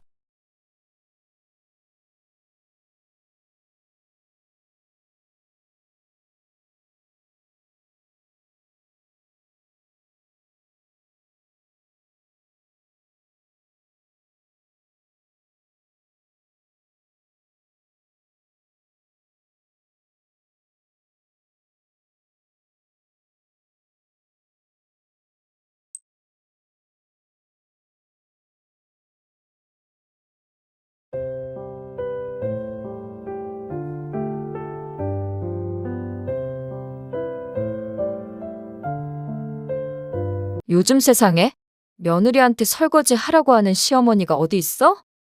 같이 하자고 하신 거지. 우리 엄마는 자기 설거지 안 시키잖아. 근데 나도 같이 치우긴 하잖아. 나 이런 대접 받으려고 결혼한 거 아니야. 이래서 며느리들이 시집에 오기 싫어하는 거잖아. 며느리는 손님인데 왜 며느리를 부려먹으려고 해? 그래도 부려먹은 건 아니지. 자기는 왜 내 편 안 드는데? 나도 우리 집에서 자기한테 설거지 시키라고 해볼까? 어머님도 너무하신 거야. 요즘에는 명절에 시집에 안 오는 며느리들도 많대.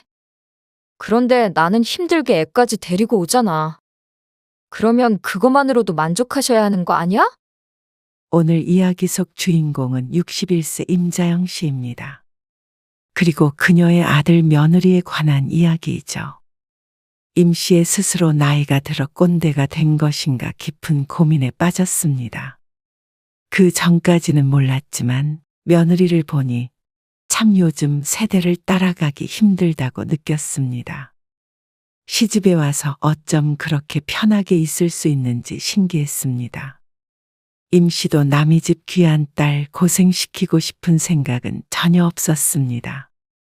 하지만 명절에 다 같이 모여 먹고 놀았으면 다 같이 치우는 게 상식이 아닌가 싶었습니다.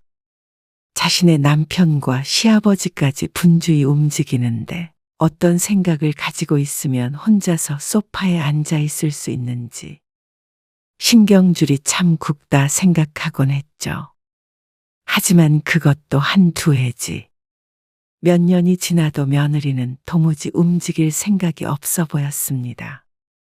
그러면서 요즘엔 며느리는 어쩌고, 요즘 시어머니는 어쩌고 하는 것이 그렇게 얄미울 수가 없었습니다. 곱게 볼래야 볼 수가 없었습니다. 그렇다고 며느리 괴롭히는 못된 시모는 되기 싫으니 방법은 하나뿐이었습니다. 안 보고 싶으면 안 볼 수밖에요. 그러면 며느리는 임 씨가 후회의 눈물이라도 흘릴 줄 알겠지만 오산이었습니다. 아들 며느리 좀 덜 보고 산다고 세상이 무너지는 것도 아니었습니다. 그리고 후회의 눈물은 누가 흘릴지 길고 짧은 건 대봐야 하는 법이었죠. 임 씨는 딸 하나 아들이 하나가 있었습니다. 자식이 둘, 탈 없이 잘 키워 대학에 보내고 취직할 때까지 뒷바라지를 했습니다. 다행히도 크게 속 썩이는 일 없이 대학 졸업 후 얼마 안 돼서 둘 다 취직을 하게 되었습니다. 그리고 각자 독립해서 임 씨의 품을 떠났죠. 아들, 딸 안 바쁠 땐 가끔씩 왕래하며 그렇게 평범하게 살았습니다. 그러다 둘째인 아들이 먼저 결혼을 하겠다고 했습니다. 결혼을 하겠다고? 네. 최대한 빨리 올 가을 되기 전에 하려고요. 임씨 부부는 갑작스런 소식에 놀랐습니다. 그동안 아들이 그런 뜻을 내비친 적이 없으니 당연했습니다. 오래 사귄 여자친구도 없었고 최근 들어 누군가를 소개시켜 준 적도 없었습니다. 그리고 아들의 나이가 30이었습니다. 요즘 젊은 사람들은 결혼을 늦게 한다기에 임씨도 아들이 몇 년은 더 있다 할 거라고 내심 생각해오고 있었습니다. 임씨의 조카도 작년에 30대 중반에 결혼을 했고 40 가까이 되는 미혼 조카도 있었습니다. 그리고 멀리 갈 것도 없이 32인 임씨의 딸도 결혼을 안 한 상태였죠. 그런데 아들이 갑자기 결혼을 하겠다는 이유가 있었습니다. 사실 아이가 생겼어요. 쑥스러운 표정으로 뒤통수를 극적이며 말하는 아들. 놀라긴 했지만 아들을 나무라진 않았습니다. 옛날이야 그런 게 창피했던 때지만 요즘엔 별거 아니라고 생각했습니다. 임신을 한 것은 크게 문제될 것이 아니라고 생각했죠. 다만 여자 쪽이 아직 27이라 다소 어리다고는 생각했습니다. 그냥 결혼을 하겠다고 한 거면 1, 2년 뒤로 미루는 것도 좋은 방법일 것 같았으나 애가 생겨서 결혼을 서둘러야 한다는데 미룰 수는 없는 노릇이었습니다. 27이면 한창 때였습니다. 물론 임씨도 어린 나이에 결혼을 하긴 했지만 요즘과는 시대가 달랐죠. 혜인이네 부모님도 좋아하세요. 사돈이 될 집에서는 결혼을 환영한다고 했습니다. 덩달아 손주까지 생겼다며 기뻐했다고 했죠. 어린 딸 채가는 도둑놈이라고 아들을 탓하지 않아서 다행이었습니다. 임씨 부부가 허락하고 말고 할 상황이 아니었기에 결혼은 빠르게 진행이 되었습니다. 하지만 그렇기 때문에 트러블이 생길 수밖에 없었죠. 아니, 요즘 세상에도 그런 걸 따지는 사람들이 있어. 상견례가 끝나고 남편이 분개했습니다. 그리고 착잡한 심정은 임씨도 마찬가지였습니다. 그러게. 집이 뭐 한두 푼 하는 것도 아니고. 상견례에서 사돈네가 집은 남자 쪽에서 해와야 한다고 강력하게 주장했습니다. 당황한 기색을 숨기고 조율을 해보려고 했지만 워낙 강경해서 협상의 여지가 없었습니다. 결혼을 환영한다더니 막상 현실적인 얘기가 나오자 딸이 임신을 한 얘기를 은근슬에 꺼내기에 임씨도 제대로 따져묻지도 못했습니다. 엄밀히 말하자면 손바닥도 부딪혀야 소리가 나는 법이었습니다. 임신이 전적으로 임씨의 아들 탓이 아님에도 불구하고 죄인된 기분을 느껴야 했습니다. 아이가 생긴 것만 아니라면 이 결혼 못 시키겠다고 강하게라도 나가겠지만 이래저래 진퇴양난이었죠. 그렇다고 그 큰 돈을 지원하는 것은 부담스럽기도 했습니다. 내년쯤 결혼 생각이 있다던 딸도 똑같이 결혼을 시켜야 했기 때문이었습니다. 그래서 대출 없이 집을 사주는 것은 무리였고 일부는 대출을 받아서 아들네에게 갚으라고 하고 나머지는 임씨 부부가 보태주었습니다. 그것에 상대방 쪽은 불만이 꽤나 있는 모양이었지만 그 이상을 요구한다면 임씨도 더 이상은 맞춰줄 수 없다고 못을 박았죠. 그랬더니 결혼을 업자는 소리는 나오지 않았습니다. 임신한 딸을 데리고 더 이상 흥정은 하지 않는 듯했죠. 일부 대출을 받게 하긴 했으나 예정했던 금액보다 훨씬 많이 결혼자금으로 지원해주게 되었습니다.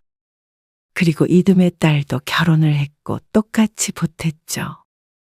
남편이 사업을 하기 때문에 정년이 없어 다행이었습니다. 평범한 직장 생활을 해서는 자식들 시집 장가 보내느라 등골이 휠 뻔했습니다. 그런데 집 사는 돈을 보태줬다고 결혼 준비가 끝난 것은 아니었습니다. 혼수는 당연히 여자 쪽에서 할 줄 알았지만 돌아오는 대답이 황당했습니다. 뱃속의 아기가 혼수죠. 우스갯소리를 한 것인지 모르겠지만 실제로 며느리가 임 씨에게 한 말이었습니다. 바보 같은 아들은 가구나 가전은 자신이 모은 돈으로 하겠다고 했습니다. 그러니 며느리는 말 그대로 몸만 온 것이었습니다. 임 씨는 스스로가 그런 것에 신경을 안 쓰는 사람인 줄 알았지만 아니었습니다. 자꾸 임 씨 가족에게만 희생을 강요하는 것에 화가 났죠. 하지만 아들이 그렇게 해서 결혼을 하겠다고 하니 끝내 알아서 하라고 했습니다. 그 이상은 지원해 줄 생각이 없었기 때문에 앞으로 살아갈 문제는 전부 아들이 책임져야 한다고 생각했죠. 그렇게 아들은 결혼을 했습니다. 그리고 며느리가 생긴다는 것은 임 씨가 그동안 상상했던 것과는 사뭇 달랐습니다. 식구가 늘면 오순도순 2배로 행복할 줄 알았지만 그렇지가 않았습니다. 엄마, 오늘만 민혁이 좀 잠깐 봐줄 수 있으세요? 민혁이를? 네. 왜? 무슨 일 있어? 너 지금 회사 아니니? 네. 회사 맞아요.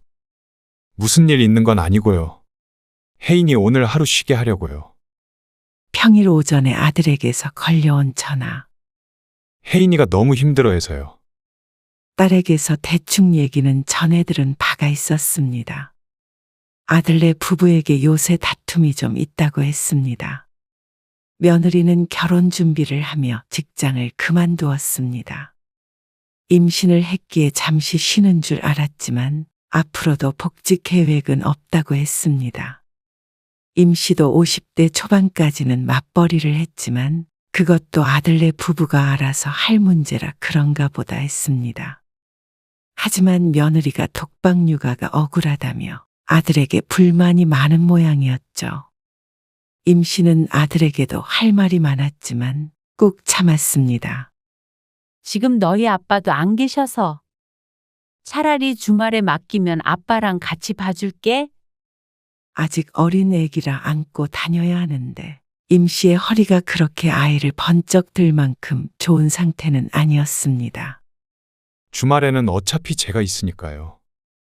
평일이 힘든가 봐요. 주말에 아들이 봐주는데도 평일에 못 보겠다고 시집에 맡긴다니. 육아가 얼마나 힘든지는 키워봐서 알지만 독박 육아라는 말이 나올 상황은 아니라고 생각했습니다. 아이고, 알았어. 그러면 혜인이가 데리고 온대? 네. 이따 점심때쯤 맡길게요. 그리고 제가 퇴근길에 다시 데리러 갈게요.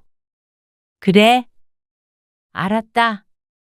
하고 싶었던 말들은 속에 묻어둔 채 고개를 끄덕이고 말았습니다. 요새 자꾸만 다툰다는데 임 씨까지 거절을 하게 되면 또 불화가 생길까봐 걱정이 되었죠. 알아서 살라고는 했지만 자식 문제이기 때문에 마냥 손을 떼고 있기도 힘들었습니다. 어차피 집에 있으니 가끔씩 쉬엄쉬엄 봐줘도 괜찮겠다고 생각했습니다. 임시라고 힘들지 않아서 맡아주는 것은 아니었습니다. 하지만 그런 노고는 전혀 알지 못하고 며느리는 그 뒤로 당연하다는 듯이 낮에 아이를 데리고 와서 맡기기 시작했습니다. 처음 한 번이 어렵지, 2번째, 3번째는 참 쉬웠죠. 민혁이 두고 갈게요. 오늘은 내가 외출해야 돼서 일찍 데리러 와야 해. 못 봐준다고 한 번 거절했다가 하도 부탁을 하기에 데리고 오라고 했습니다. 몇 시예요? 3시에 나가. 아, 그럼 2시까지 데리러 올게요. 그래. 점심 안 먹고 가니? 안내. 집에서 먹을게요. 아이는 수시로 맡기면서 며느리는 곁을 주지 않았습니다. 결혼한 지 1년이 넘었는데도 임 씨와 며느리는 서먹서먹했습니다. 어느 장단에 맞춰야 할지 헷갈릴 지경이었습니다. 애를 맡기러 오기 때문에 보통 고부지간보다는 훨씬 자주 보기는 하는데 사이는 한 달에 한 번 만나는 사이보다도 못한 듯 했습니다. 며느리가 임 씨에게 거리를 두는 게 느껴졌습니다. 결국 며느리가 아이를 데리러 늦게 오는 바람에 임 씨는 약속에 늦고 말았습니다. 하지만 서두르는 기색도 미안한 기색도 별로 없어 보였습니다. 우리 며느리도 그래. 정말? 우리 며느리는 카톡에 답장도 3일 뒤에 한다. 뭔 일 있으면 무조건 우리 아들만 보내고 그래 놓고는 맨날 애 봐달라고 징징징. 조금만 서운한 소리 하면 전화도 안 받아. 친구의 말을 듣고 임 씨는 놀랐습니다. 임 씨가 젊었을 적에는 시어머니가 늘 어려웠지만 어려웠기에 그만큼 깍듯이 했습니다. 그런데 요즘 며느리들은 다른 긴 한 모양이었습니다. 임 씨도 3일 뒤는 아니었지만 오전에 메시지를 보내면 오후 늦게 받을 때도 있었는데 다른 며느리도 그런 것 같았죠. 그런데 요즘 며느리가 참 다르다고 느끼게 되는 것은 명절이었습니다.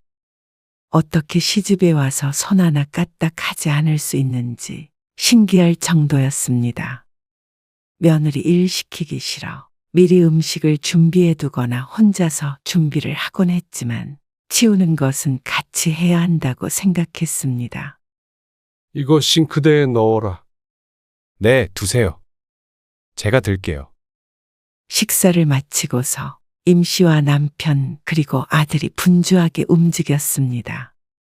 네 식구가 모인 가운데 움직이지 않고 있는 사람은 며느리가 유일했습니다. 애를 보기 위함은 아니었습니다. 손주는 안방에서 자고 있었고 며느리는 혼자 소파에 앉아서 TV도 봤다가 휴대폰도 봤다가 굉장히 편해 보였습니다. 보통은 이런 상황에서 설거지를 하겠다고 나서지 않나 싶었습니다. 며느리라서 그런 게 아니라 음식을 얻어먹었으면 치우는 것 정도는 도와야 한다는 게 임 씨가 가진 상식이었으니 말이죠.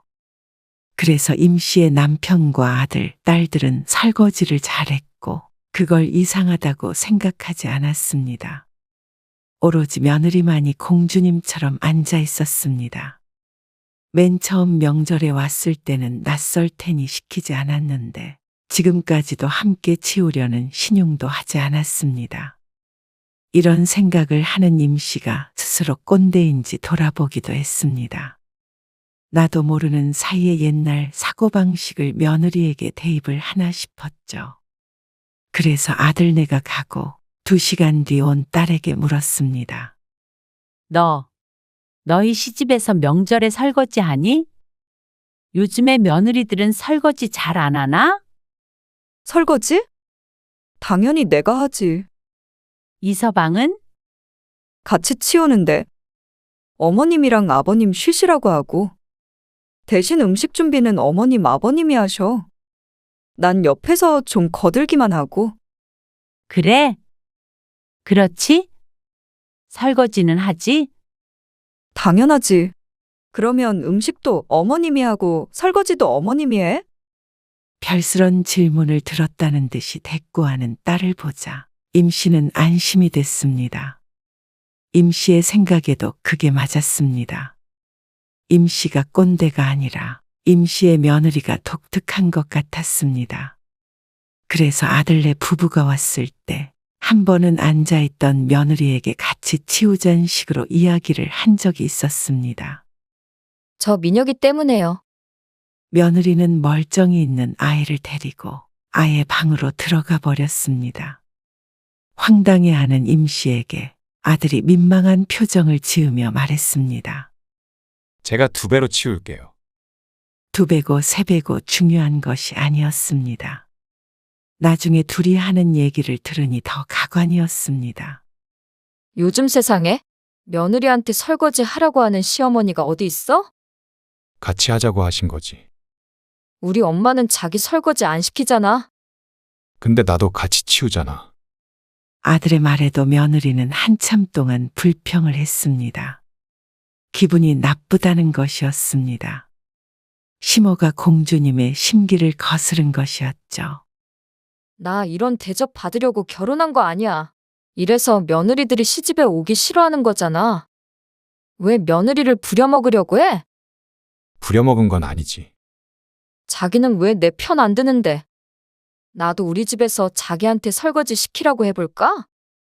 어머님도 너무하신 거야. 요즘에는 명절에 시집에 안 오는 며느리들도 많대. 그런데 나는 힘들게 애까지 데리고 오잖아. 그러면 그것만으로도 만족하셔야 하는 거 아니야? 아들도 당황한 눈치였지만 애써 며느리를 달랬습니다. 괜히 끼어들지 않고 뒤돌아섰는데 황당한 건 이쪽이었습니다. 요즘 세상을 그렇게 따지는 신식 며느리면서 왜 집은 남자 쪽에서 사줘야 한다고 난리를 친 건지 몰랐습니다.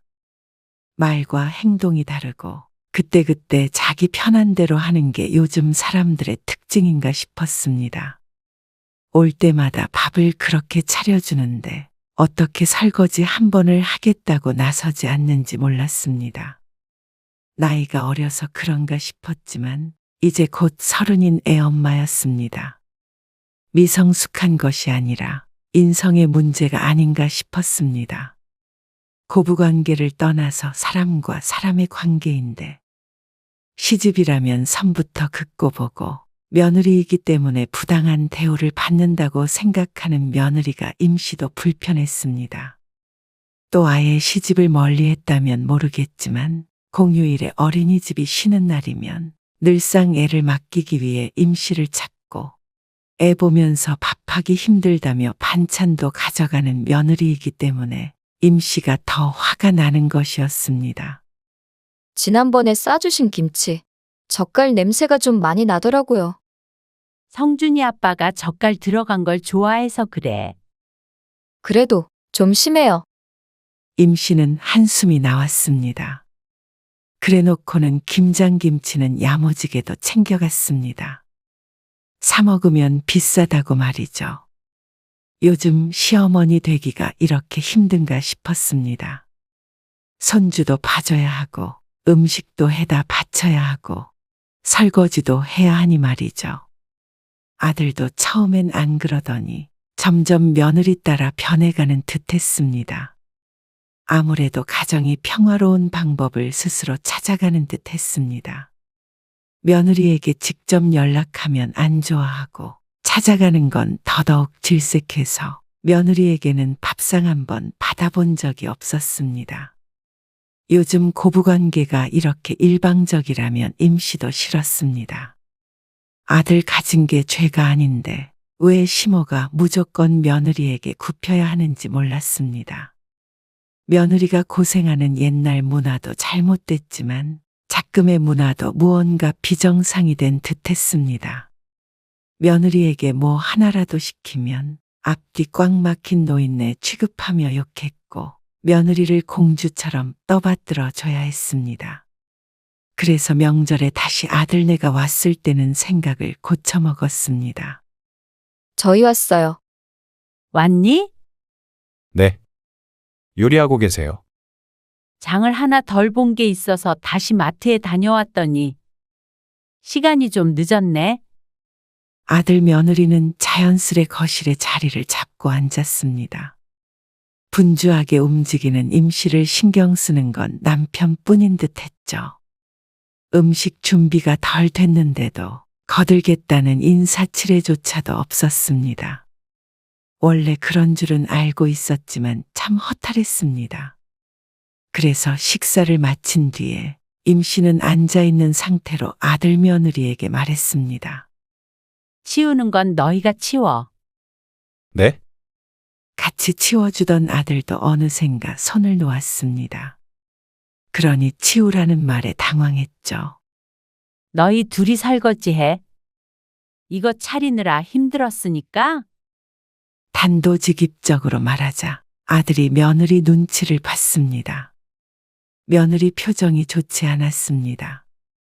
임씨는 모르는 척 태연하게 일어났습니다. 그러자 임씨를 따라서 남편도 같이 일어났습니다. 그래. 이제는 그렇게 하자. 역할 분담을 해야 명절에 모여도 갈등이 없지. 이미 며느리는 혼자서 갈등이 생긴 듯한 표정이었습니다. 지난번에 같이 치우잔 소리에도 아들을 잡은 며느리이기 때문에 이번에야말로 부부싸움을 할지도 모른다고 생각했습니다. 그래도 시부모인이 대놓고 말은 못하고 인상 쓴 채로 설거지를 하는 며느리. 아들도 옆에 나란히 서서 하고 있었습니다. 그리고 다음 날이 되었을 때도 떡국을 먹은 뒤 아들 내외에게 말했습니다. 설거지 하고 갈 거지? 그러자 아들이 난감한 표정을 지었습니다. 얼른 가야 해요. 차 막혀서. 그릇이 이거밖에 안 되는데? 10분이면 되지. 얼마 없으니까 엄마가 좀 해주세요. 아들까지도 이렇게 말하니 임 씨가 아들 내외를 만나는 걸 즐거워할 수가 없었습니다. 너희 그럴 거면 이제 명절에 오지 말어. 네? 가만히 밥만 얻어먹고 드러누워 있다가 갈 거면 뭐하러 오니? 너희 둘이 맛있는 거 사 먹어. 아니, 설거지 좀 안 했다고. 설거지만 말하는 게 아니야. 부모가 자식들 먹인다고 열심히 움직이는데 어떻게 둘 다 손 하나 까딱 안 하고 있니? 너 그렇게 컸어? 그게 아니고요. 아들이 자꾸만 반박하기 위해 입을 열었지만 전부 실없는 소리뿐이었습니다. 그렇게 손주도 봐주고 하면 나 같으면 고마워서라도 뭐라도 거들겠어. 왜 그렇게 이기적이야? 같이 치우자고 말 좀 했더니 요즘 시어머니가 어쩌고, 요즘 며느리가 어쩌고. 그렇게 싫으면 안 오면 되잖아. 그런 말이 어딨어요. 진심으로 하는 말이야. 명절에 각자 보내는 집도 많다며. 누가 그래요? 지난번에 혜인이 네가 그랬잖아. 안 그래? 며느리가 그 말에 대답을 하지 않았습니다. 그리고 애도 이제 맡기지 말어. 그제서야 눈을 동그랗게 뜨는 며느리. 명절에 오지 말라고 하니 좋다가 날벼락을 맞은 꼴이었습니다. 나도 좋은 일 하면서 싫은 소리 듣기도 싫고 자식 뒷바라지도 그만하고 싶어. 허리 아프다고 해도 듣지도 않고 말이야. 어머님, 너도 집에서 애 하나 보는 게 어려워서 자꾸 맡기니? 네 애 네가 안 키우면 누가 키워? 그러자 며느리가 입술을 꼭 깨물었습니다. 이렇게까지 얘기하시니까 그럼 저희 다음 명절에 안 올게요. 며느리도 뭐가 분하긴 한 모양이었습니다. 그리고 그 말에 임 씨는 어깨를 으쓱했습니다. 그리고 아들과 며느리는 몇 달 뒤 어버이날에도 오지 않았습니다. 명절 이후로 발길을 뚝 끊었죠. 그러다가 추석이 되기 전에 아들네가 먼저 슬금슬금 연락을 해왔습니다. 하루도 애를 못 맡기니 죽을 맛이었던 듯했습니다. 혜인이가 요즘 준비하는 일이 있는데요. 아무래도 애 때문에 제약이 많아요. 그래서 또 맡기겠다는 말이야? 저녁 시간에만 좀 봐주실 순 없어요? 발길을 끊을 때는 언제고 이제는 다시 애를 봐달라고 하는 아들 며느리 때문에 기가 막혔습니다. 싫은 일은 안 하고 저들 편할 때만 부모를 찾나 싶었습니다. 요즘 사람들은 다 이렇게 편하게 사나 싶었습니다. 임 씨가 거절을 하자 이번에는 며느리에게서 연락이 왔습니다. 어머님, 너무 서운해요. 뭐가 서운해? 갑자기 명절에도 오지 말라 그러시고, 애도 맡기지 말라 그러시고요. 저도 섭섭해서 안 간 건데, 애 아빠가 먼저 연락드렸는데도 아직까지 그러시면 서운하죠. 다른 것도 아니고 일 때문에 그런 건데, 앞으로도 이렇게 지내실 생각이세요? 그럴 리는 없겠지만 혹시라도 우리가 보고 싶거든 밖에서 잠깐 보고 말자.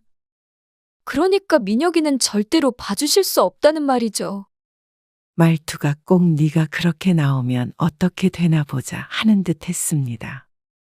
어머님은 민혁이 안 보고 싶으신가 봐요. 그러면서 은근한 협박이 더해졌습니다. 손주 못 본다고 하면 임 씨가 벌벌 떨 줄 아는 모양이었습니다. 내 손주고 이뻐서 봐준 것은 맞지만 손주를 못 본다고 죽는 사람은 세상에 없었습니다. 내 자식하고 연을 끊는다고 생각하면 속이 무척 쓰리겠지만 손주 못 본다는 말에 눈물바람을 할 필요는 없었죠. 손주 보여주는 것을 꼭 대단한 걸 베푸는 것 마냥 행동하는 며느리를 보니 더더욱 손주를 안 보고도 잘 살 수 있을 것 같았습니다. 그래? 용건 끝났으면 끊을게. 며느리가 어버버 하는 사이에 임 씨는 전화를 끊었습니다. 끝까지 괘씸한 며느리였습니다. 그렇지만 아쉬운 쪽에서 먼저 연락이 올 수밖에 없었습니다. 앞으로 가면 설거지는 제가 할게요. 아들은 설거지 때문에 일이 이렇게 됐다고 생각하는 모양이었지만 그게 전부가 아니었습니다. 그 태도를 고쳐먹지 않으면 부모 자식 간의 관계는 개선의 여지가 없었습니다. 임 씨도 신세대 며느리는 맞추기가 너무 어려워 안 보고 사는 게 차라리 편했습니다. 그러자 아들이 이렇게까지 연락을 하는 이유를 꺼내놓았습니다. 애를 봐달라는 건 핑계였는지도 몰랐습니다. 민혁이 못 봐주시는 건 이해해요. 허리 아프시다고 하니까. 그런데 혜인이가 네일샵을 차릴 건데요. 그거라도 좀 도와주세요. 가지가지 한다. 이 소리가 임 씨도 모르게 튀어나왔습니다. 정말로 가지가지했습니다. 어쩜 이렇게 부모에게서 뜯어먹을 생각만 하는지 몰랐습니다. 이게 내 아들이었다고 생각하니 어이가 없었습니다. 임 씨가 아들에 대해서 그동안 하나도 모르고 살았던 것인지 아니면 아들도 나이 들며 변한 것인지 몰랐습니다. 나중에 민혁이 장가 갈 때도 우리한테 집 사달라고 하겠다. 정말 그러고도 남을 것 같았습니다. 너희 사업은 너희가 알아서 해. 요새 왜 이렇게 매정하게 그러세요? 몰라서 묻니? 너희도 부모에게서 받은 것들이 있으면 반대로 부모에게 돌려줄 줄도 알아야 하는 거야. 돈 말씀하시는 거예요? 아니, 너희가 부모에게서 도움받는 건 당연하게 생각하면서 부모 위해서 너흰 작은 거 하나라도 해줘봤니? 밥 한 끼를 차려주기는커녕 차리는 걸 도와준 적도 없었습니다.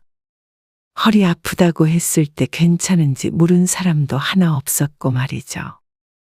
병수발을 들어달라는 것도 아닌데 그 정도 성의도 보이지 않는 자식들에게 부모라는 이유로 한없이 베풀 수만은 없었습니다. 이제는 무리해서 희생해 가면서까지 자식을 도와줄 필요는 없다고 생각했습니다. 이미 30 넘은 아들이었습니다. 어찌저찌 결혼까지 시켰으면 자식에게 해준 것이 차고 넘쳤습니다. 친구들 얘기를 들어보면 아들이 있다고 집을 해가는 경우는 보지도 못했으니 말이죠. 대신 자주 찾아뵀잖아요. 근데 민혁이도 안 봐주시겠다고 한 것도요. 그것도 서운해요. 요즘 시어머니는 참견 안 하는 게 제일 좋은 시어머니라며? 그리고 요즘 며느리들은 알아서 다 잘한다더라. 그러자 아들은 서운하다고 난리였습니다. 그러니 아들도 같이 싫어졌습니다. 며느리 덕에 임 씨도 알게 된 것들이 많이 있었습니다. 요즘 시모들이 자식들 때문에 울고 웃던 옛날 그런 시모들이 아니었습니다. 그리고 그건 임 씨도 마찬가지였습니다. 다들 젊고 내 인생이 있는 건데 자식 손주에 목맬 필요가 없었습니다. 며느리도 안 맞으면 안 보면 되는 것이었습니다. 그렇게 생각하면 무척 쉬운 일이었습니다. 특히나 고부관계가 그랬습니다. 아들 며느리야 남이어도 서로 사랑해서 자발적으로 만난 사이이지만 시부모와 며느리는 달랐습니다. 남끼리 강제적으로 붙여놓았으니 서로 마음에 안 들 가능성이 높았습니다. 그건 모두가 그렇지 않나 싶었습니다. 서로 불편한 사이였죠. 서로 존중하고 사랑하는 사이가 되지 못할 바에는 그냥 자주 안 보고 살면 됐습니다. 핏줄 섞인 부모 자식이나 형제끼리도 자주 보면 갈등이 생기는데 사위나 며느리는 말할 것도 없었죠. 각자 잘 살면 그만인데 명절이다 뭐다 해서 자꾸 자꾸 부대끼며 사니까 이런 일이 생기는 듯 했습니다. 처음부터 잘못된 것이었습니다. 자식 결혼할 때 큰 돈을 보탠 것도 어떻게 보면 임씨의 오지랖이었죠. 그때부터 독립된 개체로 인정하고 각자 살았으면 적어도 안 보며 살게 되는 일은 없을 것이었습니다. 하지만 이미 이렇게 된 거, 무소식이 희소식이라고 생각하는 게 좋았습니다. 나중에 아파도 자식에게 기댈 생각 말고 부모 노후자금 받아갈 생각 말고 그렇게 살면 서로 상처도 오해도 없었습니다. 아들 내외는 또다시 연락을 끊었습니다. 그래도 임씨는 신경 쓰지 않았습니다. 저들 편할 대로 연락을 했다 끊었다 하는 자식 때문에 신경 쓰며 살고 싶지 않았습니다. 손주가 하나뿐인 것도 아니었습니다. 딸이 지난해 아이를 낳아 자주 놀러 왔습니다. 임씨도 부모에게 잘하는 자식에게 마음이 갔고 그 손주에게 더 마음이 갔습니다. 이제 아들 며느리를 떠올리면 골치부터 아팠기 때문에 말년에 스트레스로 병을 얻기는 싫었습니다. 만약 이런 임씨를 아들이나 며느리가 이기적이라고 말한다면 받아칠 말도 있었습니다. 요즘 부모는 자식보다 내 인생을 더 신경 쓴대잖아. 너희들은 젊은 꼰대라는 말 들어봤니? 너희가 그건가 보다. 물론 이 말을 들으면 또 난리를 칠 테지만 말이죠.